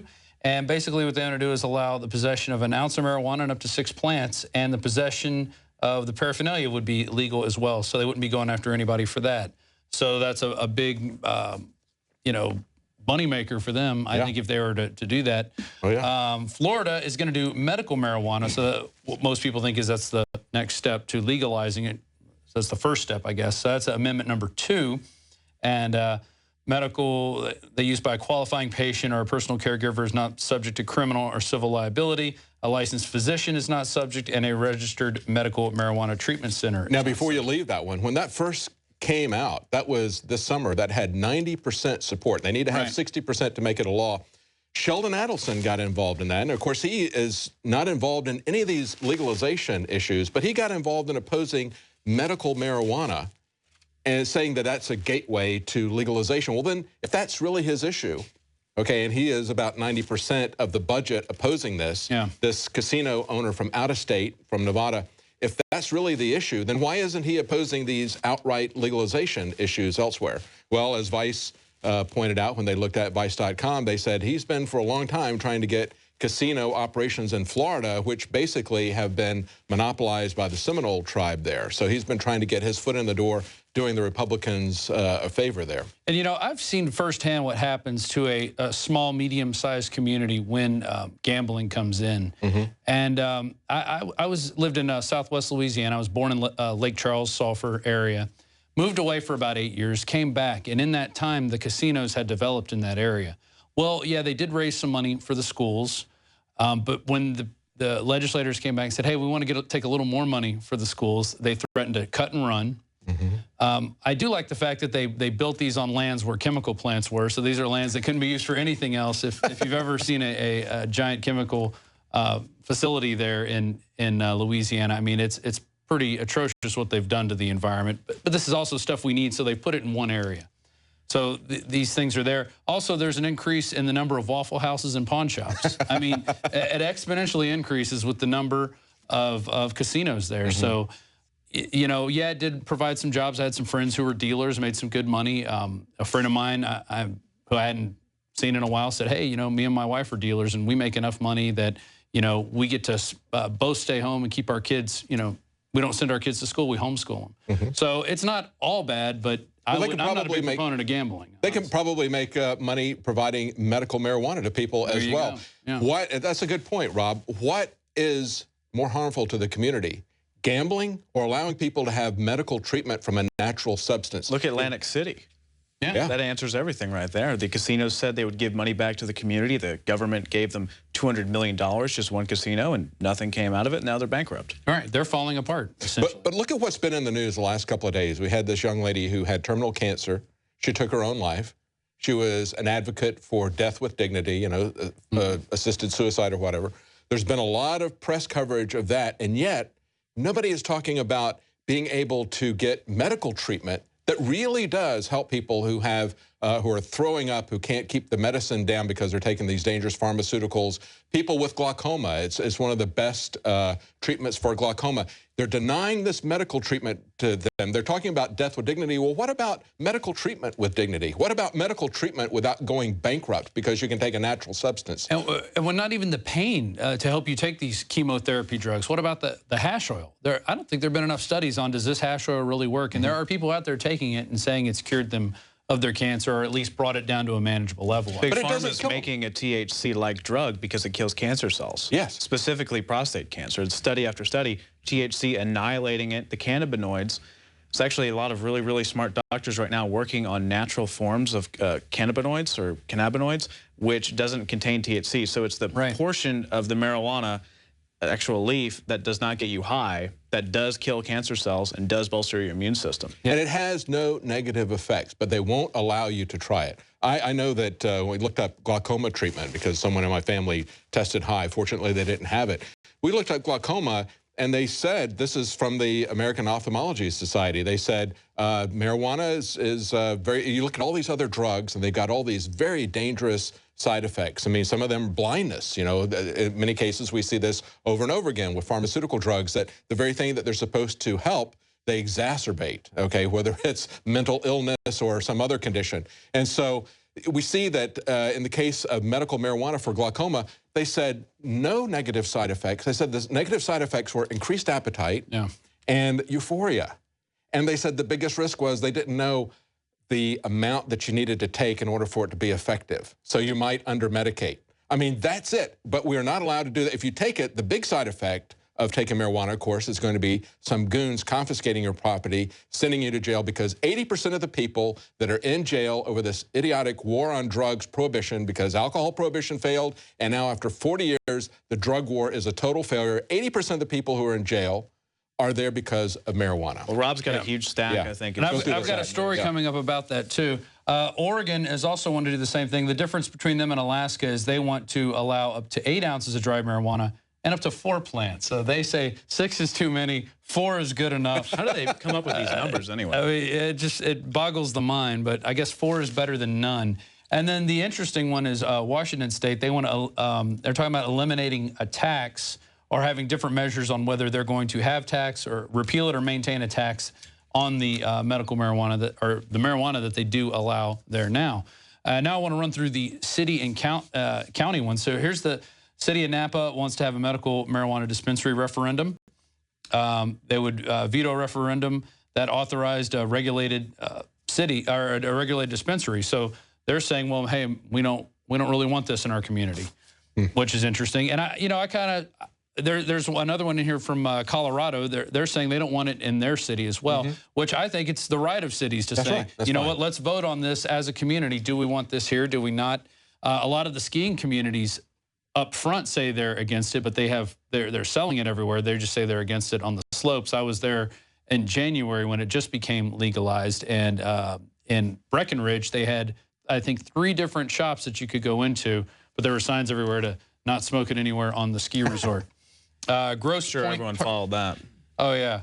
Grosse Pointe Park marijuana decriminalization proposal. So they want to decriminalize it. That's in Wayne County, Michigan. So that's sort of in the center of the country. And there's actually a big pro, or I guess anti-marijuana criminalization movement going on in Michigan. So up there in that Upper Peninsula area. The city of South Portland, they want to have a recreational marijuana legislation measure. The city of Santa Ana, they want to have something, if approved, it would establish a medical marijuana regulation ordinance. So they want to, I guess, get in on the tax money that is available. Butte County is looking at doing activists turned in 12,000 signatures on March 12th, 2 hours before the deadline to qualify their veto referendum for the ballot, seeking to overturn a county ordinance. So they basically want to overturn what's going on there. So it's small communities taking action, which I really like. Shasta County, that's in California. City of San Jose, Medical Marijuana Regulation Act. Then the City of Lewistown, Medical Marijuana Legalization Measure of 2014. So that's in Lewiston, Maine. The City of Manitou Springs. And let's see, I've got another. And I would point out that you're getting all this information from Ballotpedia. Yes. And we're going to talk about that in a little bit. Time. It's a great resource for information. You can search it by your location. You can search it by state. You can search it by issue, which is what Rob did here. Ballotpedia is one of these things like Wikipedia. It's free online support. They ask for your charitable donation. But you can go down and you can drill down and look at individual candidates. You can see where they're getting their money. I mean, they even go down and they have all the different parties that they had, house parties where people gave them money, and they show how much the different plates were for that, the different places. So you can also look at their net worth and see how their net worth has increased since they've been in Congress. That's a real telltale sign. So it's a great source for information. But going back to marijuana. Going back to this, Manitou Springs is actually, they want to repeal, they're trying to spearheading this group to get it from being sold in that area. That's in Colorado, El Paso County, Colorado. And I guess they don't want to have it in their area. They don't want the tax dollars that go along with it. Maybe they think it's caused an increase in crime. I think most places are saying they're seeing decreases in crime.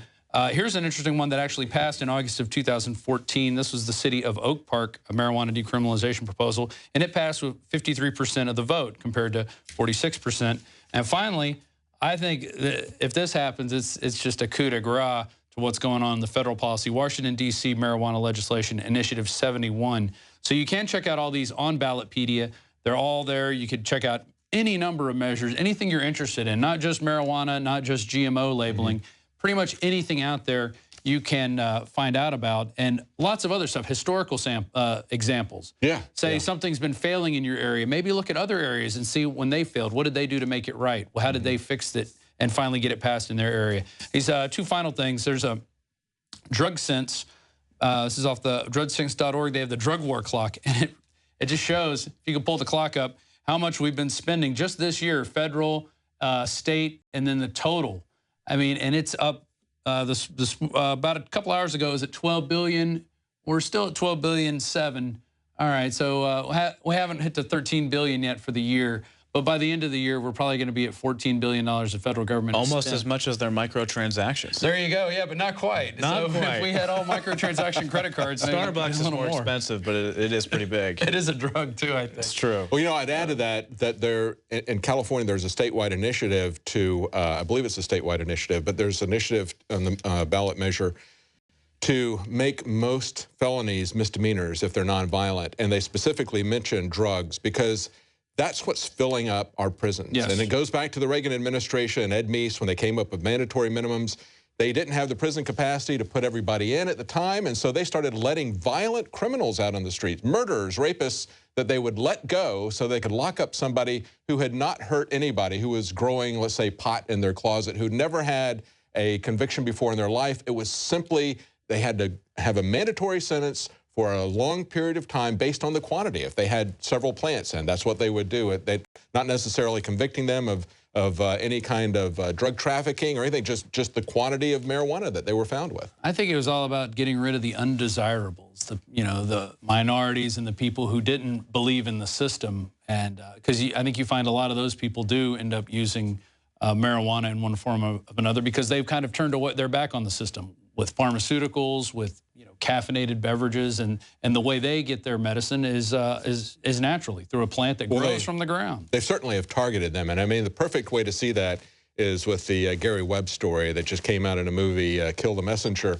When you look at that and you look at how the government had this perfect system set up where they wanted to covertly arm these guerrillas in Central America, and then they used crack cocaine epidemic, which they were running with Freeway Ricky Ross, and Gary Webb exposed all that. Perfect mechanism, but of course they targeted the inner city community with that. They're the ones that they targeted. It's like the facade of the elections. I mean, at the same time that they crack down on people smoking a little bit of marijuana, they lump them in the same category as someone that's taking a ton of PCP. And then they ship in the drugs themselves. It's just like the facade of this election where they act like everyone has support on both ends and it's a whole big thing and that, Wendy Davis is great. It's a whole facade, just as the drug war is a facade. And what's really interesting to me, getting back to these counties and everything, D.C. is pushing for legalization. Michigan is pushing for legalization. Why is Austin not pushing for anything? Why have we not seen that? There are people pushing for it here. I don't think they're pushing hard enough. And I think you're going to see Texas, unfortunately, be one of the last places to change. I think there are just too many old fuddy-duddies who like paying for people for 3 meals a day and a place to sleep. I mean, I really think they enjoy doing that, putting people up. I think they bought into the prison system complex here in Texas. There's prisons everywhere here. These people know that they keep their prisons filled with nonviolent drug offenders. And to be able to lord over them, that's just something that has been around for the last 30 years, and they're accepting that as a industry, which is sad. It's really sad. And it's like, yeah, they could be dealers on gambling boats, or they could be running medical marijuana dispensaries. There's other things out there people could be doing. We could grow a lot of pot in Texas. I made a bumper sticker said "Grow hemp, grow Texas," because we could have a hemp industry here. We could have hemp, of course, doesn't get anybody high. That's something that goes in direct competition with textile industries and that sort of thing. But they ban it because they have to demonize this drug. One of the things that bothers me so much is, as I mentioned about the Death with Dignity movement, as they're moving with this No on 2, and you see these groups coming together, one of the groups that is the religious groups that are falling in with Sheldon Adelson and the Republican Party to try to stop medical marijuana. I mean, we see the Baptists in Florida as well as the Catholics are pushing hard to stop this. And I look at it and it's like, why would you not have the compassion to allow people to have access to anything that could help them as they're sick like that? It absolutely makes no sense whatsoever. It's not very Christian. At the grassroots, no. And at the grassroots level, they've bought into this, that they are so powerless, as the Baptists and the Catholics are so powerless to offer Jesus to people to change their lives. Instead, they want the government to hit people with a hammer. That's the mentality that we had during alcohol prohibition. It was an absolute failure during alcohol prohibition, and yet, we were reproducing this mistake now going on for 40 years. I've talked to law enforcement against prohibition many times, and I've talked to a Chicago prosecutor there.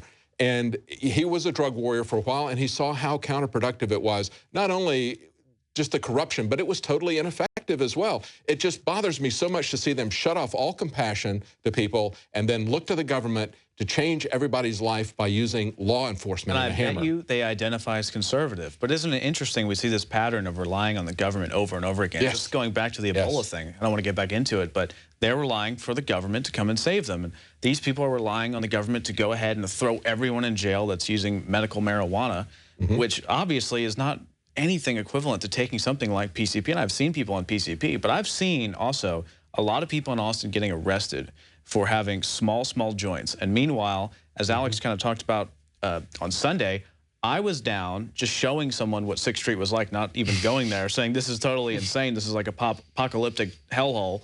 And I was literally attacked by 8 racist black people calling me cracker. One had a knife and threatening me, and the cops do absolutely nothing. Telling me they're going to kill me. And that's fine. But then there's like a frat boy that has a little bit of weed, and he's going around smoking. He just learned how to smoke a marijuana cigarette or something, and they're just throwing him on the car and arresting him. But 10 feet away, people are essentially getting mugged with a knife, being told, we're going to kill you and rape your girlfriend. And that's okay, though. Well, and I wonder how many of these Texas state legislatures are doing cocaine on a regular basis. I wonder how many are doing it in the city government. I wonder how many are doing it in the national level. I mean, if drugs are such a problem, why don't we drug test these people and see what they're on? Why can't we do that? I mean, we drug test everybody else in the universe. If you want to get welfare, they want to give you a drug test, which I'm okay with. Yeah. But I say, let's drug test the government. They're the biggest welfare recipients out there. Well, let's drug test the corporations that we're giving tax breaks to. Let's drug test all these people. If we got to look at everybody else, let's look at everybody with the same microscope. Well, and of course, what we're going to find is that, of course, as Alex is always talking about, they're the biggest shippers. Look at Afghanistan, okay? It only had 10% of the world's supply of opium-based drugs before we went there. Now it's got 90%, okay? So we've got a heroin epidemic. Yeah, it's horrible. Just like they did in Central America. They create a crack cocaine epidemic. And who was it? It was Oliver North and the Republicans. These guys who are such hardcore anti-drug addicts. But they get away with it because they can scare the grassroots people, the rank and file. They think that the only way they can stop this is through prohibition. It didn't work with alcohol. It hasn't worked now for 40, 50 years with the war on drugs. All it is doing is creating the biggest prison population on the planet per capita, far worse than China, far worse than Russia, and it's just a horrible thing, the prohibition. I don't drink alcohol, I don't do drugs, you guys know that. I am absolutely, totally against prohibition. And I am against allowing people to suffer and die because you're withholding safe, effective, things that could possibly be safe and effective. I was galvanized in this back in the early 90s. There was a guy, Peter McWilliams, and he wrote a book, Ain't Nobody's Business If You Do.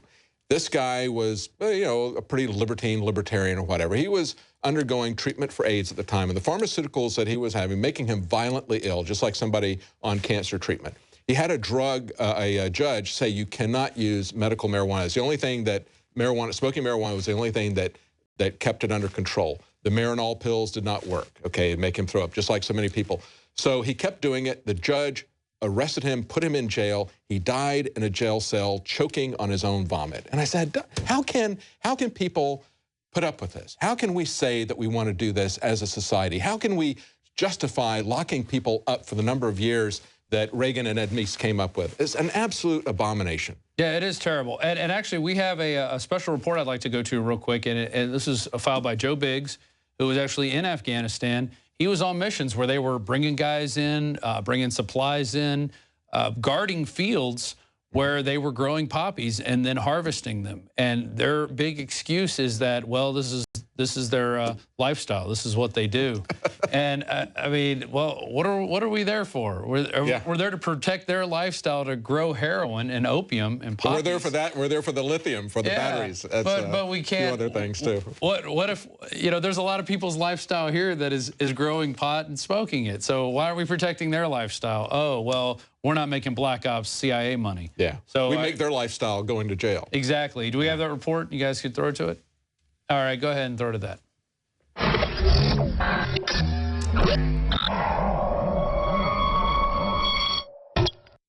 I'm Joe Biggs with a special report for NoWorldOrder.com. Now, we just had a recent report put up by NBC News stating Afghan opium poppies hit record high despite $7 billion U.S. campaign. According to SIGAR's report, the value of the opium produced in Afghanistan reached $3 billion in 2013. That was a 50% increase from 2012. So there's definitely a lot more production of opium going on in Afghanistan. And as you can see on this map over here, all of Afghanistan is in some way involved in the production of opium. The ones in the red you can see are the most right now. That's on the border of Iran over here in Farah. And then over to the right, you've got Kabul right here on the Pakistan border. Those areas have gone up a lot in production. I was in the Coast Province just below that in the green right there. Production has decreased, and it's for a reason, because those guys are a lot more traditional. They are tribal leaders who are very anti-Taliban, very anti-Western in any kind of way. So when we would go in and ask them, basically, not me personally, but you know, the higher powers that be, when they would go in and speak and ask these guys if, you know, they were willing to play ball, and they say no, their crops would be completely burnt down or destroyed in some kind of manner. So the ones who are willing to play ball are the ones who are going to have their production go up, like there and over here in Kabul as well. I've got some stories, personal stories as well, from being in Afghanistan, where we would be called out on these missions and, you know, be told not to ask any questions. We would have these OGA or other government agency type guys, you know, full beard, decked out in all the coolest combat gear you could think of. And these guys would get put into our Humvees, and we would have to take them out on these missions. You know, one of the days I remember very clearly is pulling up to an opium field, and these guys getting out and going to speak to the farmer. And meanwhile, we're sitting out here in our Humvees, you know, manning 50 cals, trying to pull security for an opium field, you know. And then sometimes you would see these OGA guys coming back saying, hey, you know, destroy it all. Or sometimes they would say, all right, let's set up a perimeter and guard this. And those are the guys, you know, that I assume that were willing to play ball with the Western countries and allow us to, you know, do some kind of drug deal with that. You know, we know our government's done that before. In western Kandahar, poppy farmers score, till, harvest their crop, and the Americans do nothing to stop them. I know that you care deeply about this contradiction, the fact that here you have one of the best fighting forces in the world ever mounted, and in a sense you're watching as this opium is being grown. I know it grinds at your gut. How do you deal with it? What are you doing about it? Well, frankly, this is a part of their culture. So while it might grind in my gut, it's what they do. We just saw the new movie, Kill the Messenger, that came out, where Gary Webb exposes how the CIA was bringing cocaine in and using Freeway Ricky Ross to, deal those drugs out into California. And there was this huge, crack cocaine epidemic that happened back then. So we know that our government gets involved with things like that, but it's just crazy. We're spending $7 billion to stop this production. Meanwhile, their production rate is going up. And now Afghanistan produces 90% of the world's opium. But then you've got the people who get addicted to them. They crush up the pills, snort them. They get addicted to heroin, injecting it, and it destroys a lot of lives as well. And our government's helping that out. It's mind-blowing to see how our country is willing to help put money in the pockets of people and others that want to destroy the American way of life. We're funding ISIS, we're doing all that, and once again, we're funding more drugs to be made, to be brought into our country to destroy American lives. So continue watching our reports on NoWorldOrder.com. I'm Joe Biggs.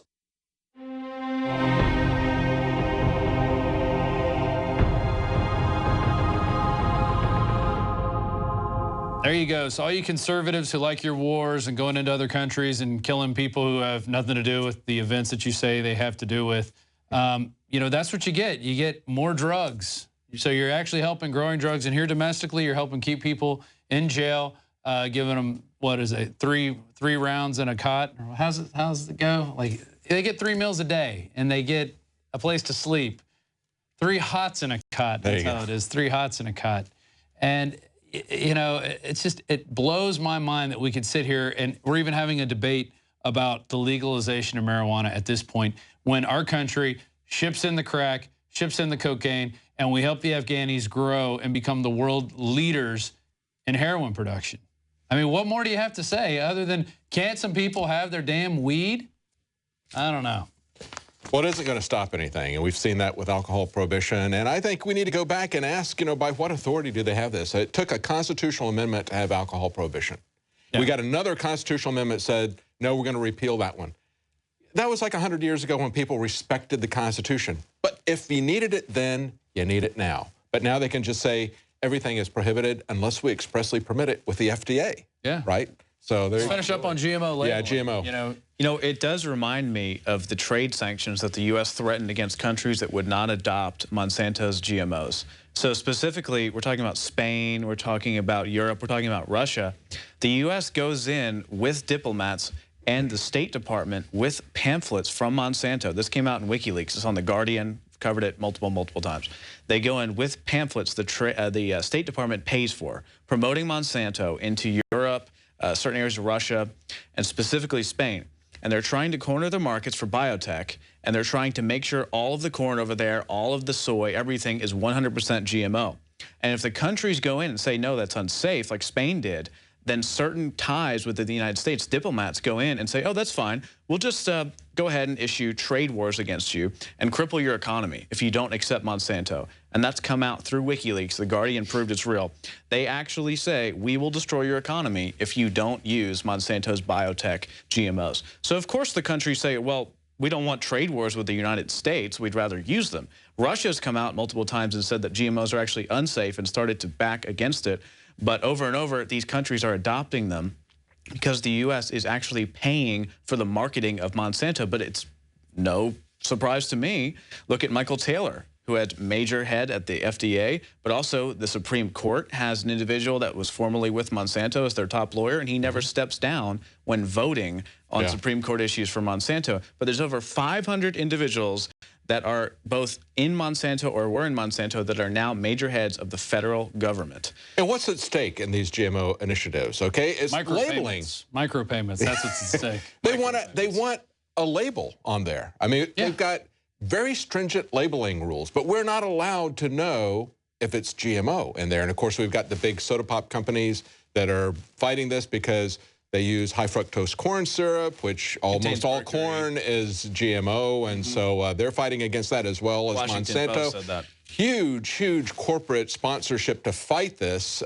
All we want to know is what's in our food. Well, that's just a crime. like you said, if Obamacare is so great, then Obama should just come out and show all the pros and the stats and the reality behind it. If GMOs are so safe, as Monsanto says, I mean, hey, They fabricated an FDA quote and used the FDA seal and said they're the same as natural organic produce. What do they have to hide? What do they have to hide? They should proudly label, this is genetically modified, saves the environment. Oh, wait. Better living through science and chemistry. So they ought to put it on there, you know, the scientific seal on there, except that they don't want to defend the GMO practice. That's the key, is that they don't want it on there because we know what the game is. We know GMOs are bad, but most people don't know that it's actually the Roundup, the #1 selling herbicide with glyphosate patented by Monsanto as an actual antibiotic, herbicide, and somewhat of a pesticide. Yes, sterilizes men. It's been shown time and time again. Kills bees. I actually think Roundup is worse than GMOs. Of course, they're Roundup ready. They have Roundup inside of them, and they're resistant to the actual Roundup. But I think Roundup is worse for your health than the actual GMOs themselves. And Roundup is much more pervasive. You can go to Home Depot right now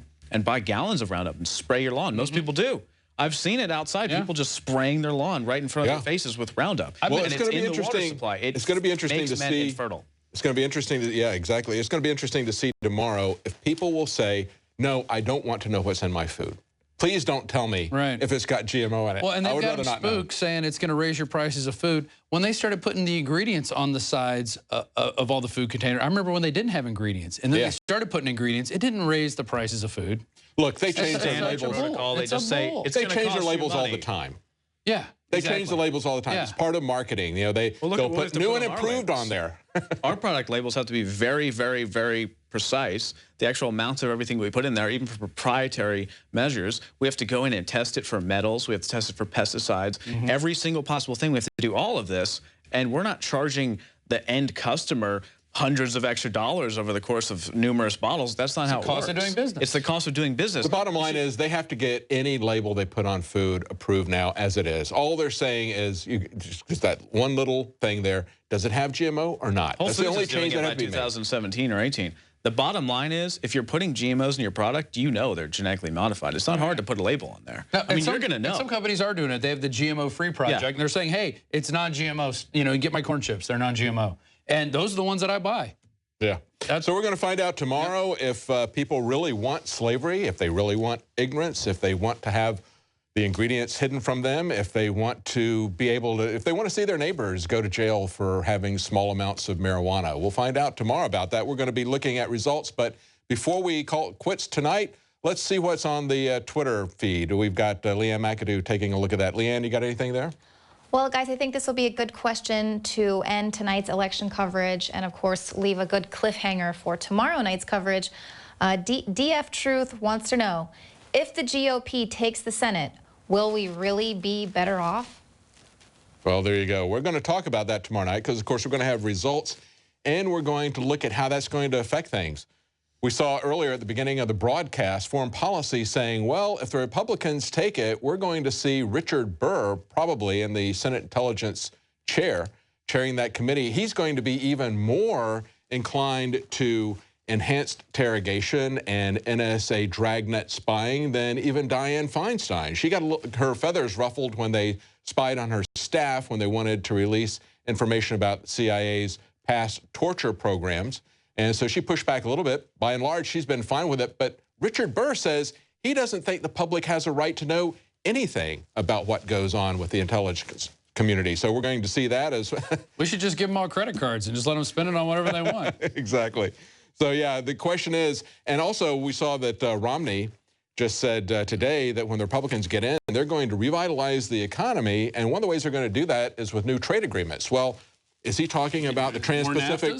Yeah, TPP. Yeah, the TPP, the Transatlantic Trade Partnership. I mean, those things are very, very dangerous. Those are going to be more ways to intimidate other countries, like you mentioned, Anthony, for big corporations to intimidate governments who are trying to protect their people from GMO, from other things, trying to give them medicine at a reasonable price when the big pharmaceuticals are trying to rob them blind. So it's also going to be a backdoor to putting in CISPA, which they haven't been able to push through legislatively, but that's something that is close to the heart of Republicans for whatever reason. I think we're going to see that pick up. I think we're going to see the wars pressed even more so than Obama has done, because they feel that Obama isn't doing enough drone assassination. You know, having multiple wars in his administration started, that's not enough either. We need to have more. Oh, he's put a foothold into Africa, and he stated that that's what the goal is, to go in through AFRICOM under humanitarian crisis And that's, I think we're just seeing the beginning with this whole Ebola thing, and that's going to be big, which we'll probably see some stuff about Ebola after the election. We've got a whole special we're going to do on Obama's five-finger death punch to the American people. What's going to come after this election? Because I think we're going to be in for a lot of surprises that they're not telling us now. They're holding everything against their chest, and I think right after that it's going to be like, oh, by the way, you're screwed. Well, we're supposed to believe the Republicans are going to do something to control the borders, to control Obamacare. Why don't they defund Obamacare from the House? I mean, they haven't done anything this entire time. Are we supposed to believe that Mitch McConnell is going to And they've backed away from that. They've backed away from saying we're going to do anything about Obamacare. Or the borders. I've actually got a couple solutions on Obamacare. I currently use one, and it has nothing to do, and it's exempt from the Obamacare laws, and yet it's something people can get into, and I'm going to do a special report on it coming up, especially before it hits the tax season, because people have a right to know about this stuff, and they should get involved with it, and a lot of people can get involved. Absolutely. Any last comments, Anthony? Or? Well, I think overall we did a good job breaking down the facade of the elections. We got into the actual inspirational points that you can stand for something, you can actually ignite change. I mean, look at all these marijuana initiatives. Yeah. Also look at the GMO initiatives. Look at the fact that just today a report came out about how Kellogg's cereal is made with pretty much 100% GMO corn, specifically Roundup Ready GMO corn. And look, we put that out recently, and there's already boycotts going on against Kellogg's. There's already mothers. I'm looking at the comments before I got on the show. There's mothers freaking out saying, oh my God, I didn't know that this contained GMOs. It's a crazy thing to me that they didn't know that, but they didn't. And there's hundreds of comments saying, oh my God, I'm never going to feed my children this again. That's hundreds, well, ultimately thousands and tens of thousands of children that will never be fed GMO corn Kellogg's again and may never actually develop irritable bowel syndrome, which then gives them gut cancer, which then ruins their lives, which then they're forced to take all the big pharma drugs, and they ultimately may die from the chemotherapy and the radiation, so on and so forth. So that is insane to me. If you actually fathom that and think about that and take that in, thousands of kids will now maybe not get cancer or maybe not develop irritable bowel because people are learning about GMOs, because people are learning about all the things we're talking about today and making changes in their lives. Even if they're micro changes, they can affect everyone in a major way. That's real, and that's powerful, and that's breaking beyond the facade. Yeah, that's word of mouth, and kids are going to tell their friends who will tell their parents, and it'll start spreading, you know, the way stuff used to spread without the internet. Yes. Where, you know, word of mouth used to be very powerful, and it still is. It's a powerful way to make things happen. Well, we're going to be back tomorrow night. We're going to start at 6 p.m. Central Time. Alex Jones is going to be joining us. One of the things we didn't get to tonight, we're also going to talk about tomorrow night, not only the results, not only the different ways that elections are gamed, about the different methods of fraud. We're going to talk about how you can transcend the system. There's a lot to be done as an activist, a lot of things that can be done to check the power of government individually and collectively at the local level. And so we're going to talk to people from the Free State Project. People there have looked at both elections and at direct activism. So join us tomorrow night. We'll begin at 6 p.m. Central. Thanks for joining us tonight.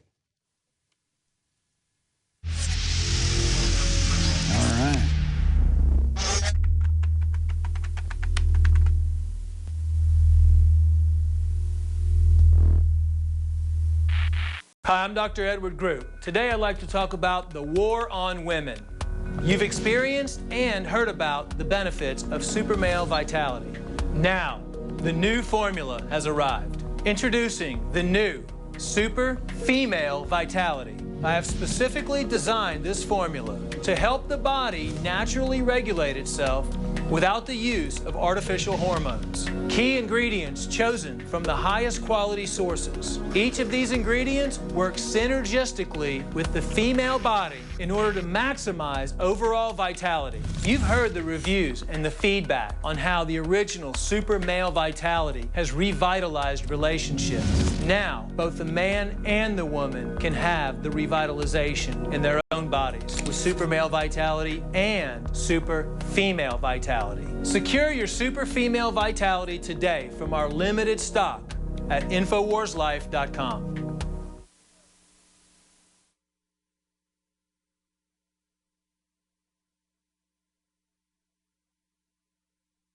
Of Texas, if California